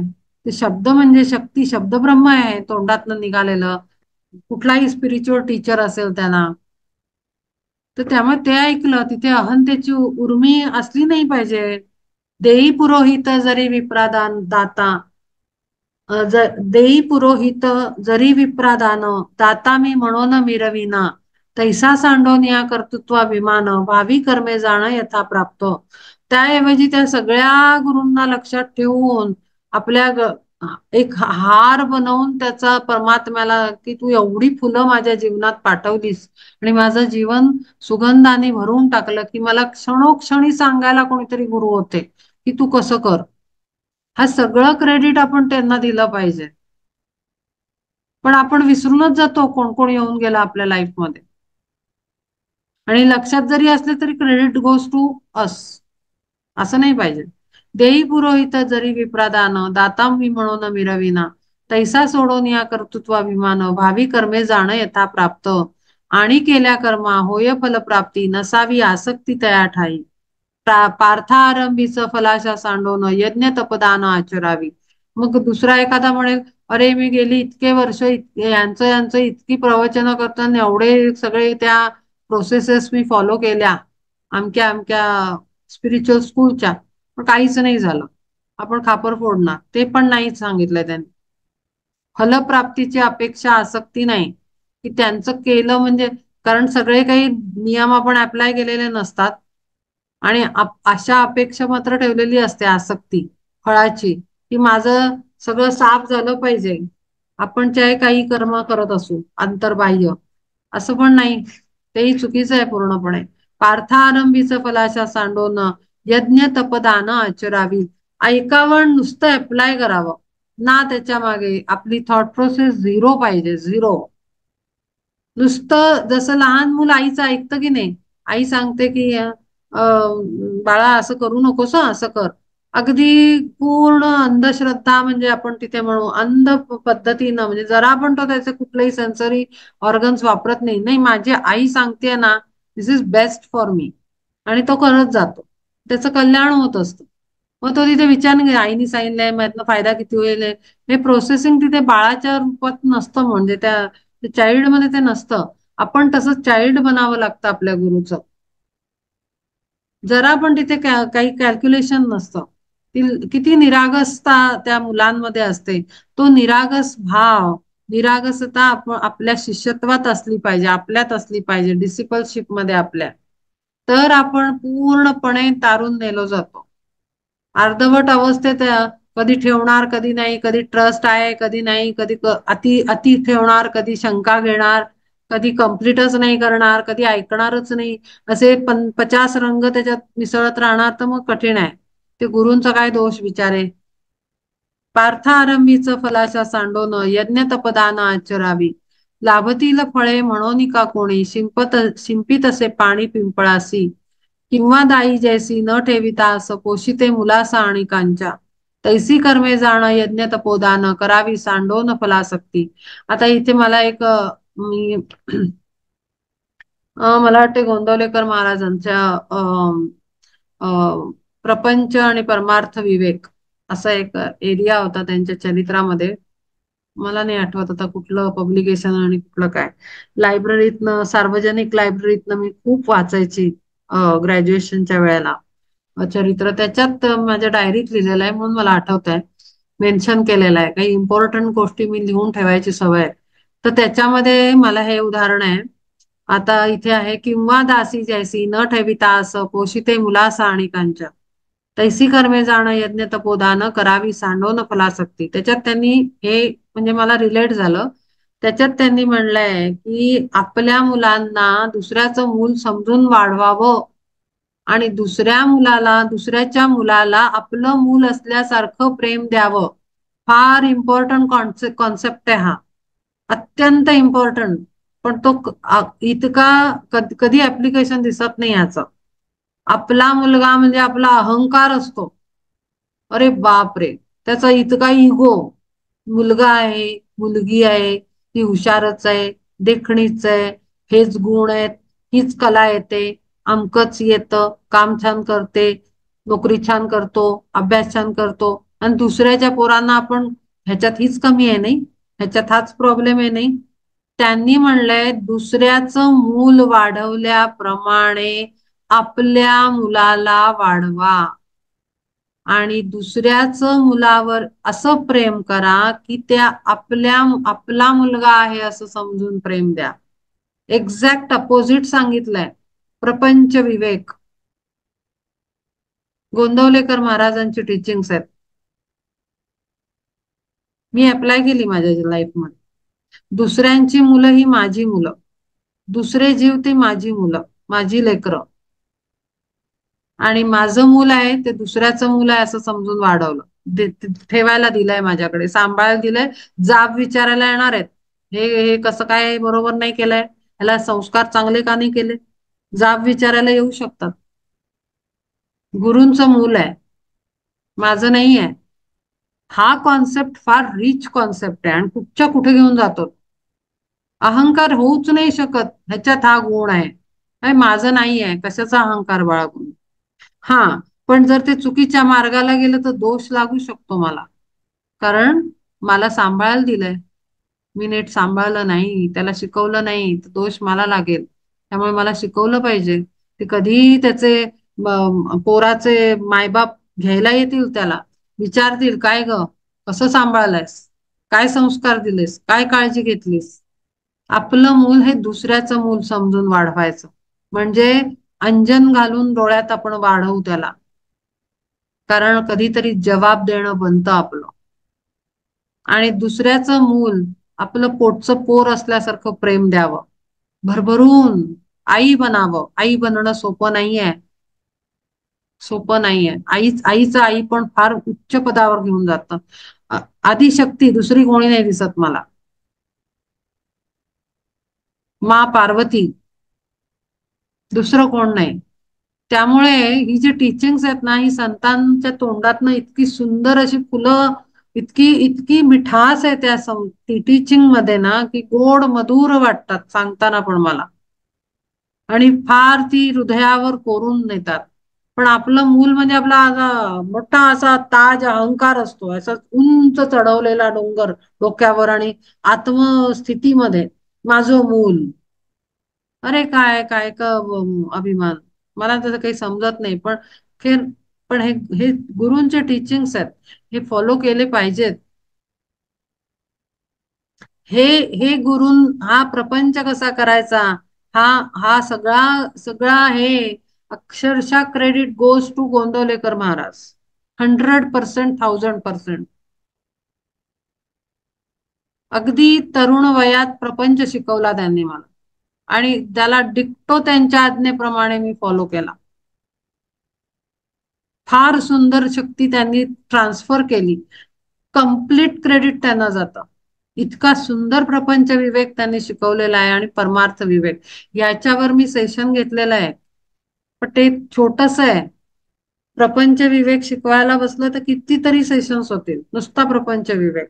आणि परमार्थ विवेक आणखीन वेगळा. खूप सुंदर टीचिंग्स आहेत गोंदवलेकर महाराजांची. ती मला इथे आठवली. किंवा दाई जैसी न ठेविता असं पोषिते मुलास. तिची अपेक्षा नाही आहे की आम्हाला मोठं करून मला पोसेल. ती दुसऱ्याचं मूल वाढवती आहे. ती त्याला फक्त देतीये, giving giving and giving, not receiving. त्यांच्या शिकवणीत पण तेच होतं, दुसऱ्याचं मूल असल्यासारखं वाढवा, नुसतं द्या त्याला. मागू नका, रिटर्न मध्ये येईल अशी अपेक्षा ठेवू नका. दुसऱ्याचं मूल असल्यासारखं वाढवा. म्हणजे दुसरा घेऊन जाणार आहे तुमच्या मुलाला, मग तिथे आपण अपेक्षा ठेवू का हा मोठा होऊन मला पोसेल, हे मला रिटर्न मध्ये काहीतरी देतील? काहीच नाही. ती दाई कशी पूर्वी दाई असायच्या, दाई मा म्हणायचे, बिचारी ती इतकं प्रेम द्यायची, आई सुद्धा नाही द्यायची एवढं प्रेम तर दाई मा द्यायची पूर्वी. सांभाळणारी असते ती. आपल्याला दाईमा बनता आलं पाहिजे, आपल्या चाइल्डचं दुसऱ्याचं मूल असल्यासारखं वाढवता आलं पाहिजे. ती खरी आई. तैसी कर्मे जाण यज्ञ तपोदान, करावी सांडून फलासक्ती. गुराखी तो जैसा राखी तो गाईस, न ठेविता अस दुभत्याची. गुराखी वनात घेऊन जातो आणि त्याचा ओनर असतो तो त्याच्या गायी असतात. काय सांगू फार तैसी अनासक्ती, असू द्यावी चित्ती कर्मफळी. चित्तामध्ये अशी स्थिती हवी, फळा साफ आतला, त्याच्यामध्ये कुठल्याही अपेक्षांची चित्रपट चालू नाही पाहिजे. याच्यानंतर हे होईल, याच्यानंतर ते होईल. जाणोनी हे वर्म घडे जेव्हा कर्म, भेटे आत्माराम तेव्हाची तो. आत्माराम भेटतो, हेच शब्द आहेत गोंदवलेकर महाराजांचे. आत्माराम. या पद्धतीनं प्रपंच कराल तर आत्मारामाची भेट निश्चित आहे. म्हणून फळाचा संबंध सोडून तेवी अभिमान कर्तृत्वाचा. आचरावी कर्मे जाण कपिध्वजा, संदेश हा माझा सुनिश्चये. प्रपंचाच्या बंधे पावोनिया क्षीण, सुटावे म्हणून तळमळे. तेणे नये माझे अभे रुहे बोल, म्हणे श्री गोपाळ पार्था लागी. ज्याला बंध सोडवायचे त्यांनी या शिकवणी बाळगायला न मागे पुढे बघू नये. ज्याला तळमळ आहे, तेणे नये माझे हवे रुहे बोल, त्यांनी माझ्या बोलण्याकडे जरा पण दुर्लक्ष करू नका. अगदी पूर्ण माथ्यावर धारण करा, असं परमात्मा श्रीकृष्ण सांगतोय अर्जुनाला आणि आपल्याला. ऑब्विसली आपल्याला, की जर तुम्हाला यातनं सगळ्यातनं बाहेर पडायचं असेल, बंध तोडायचे असतील, तर पूर्ण प्रपंच परमार्थ विवेक धारण करा सर्वार्थाने. आपण इथे थांबू. 6 श्लोक पूर्ण झाले, 7वा पुढच्या वेळेला घेऊ.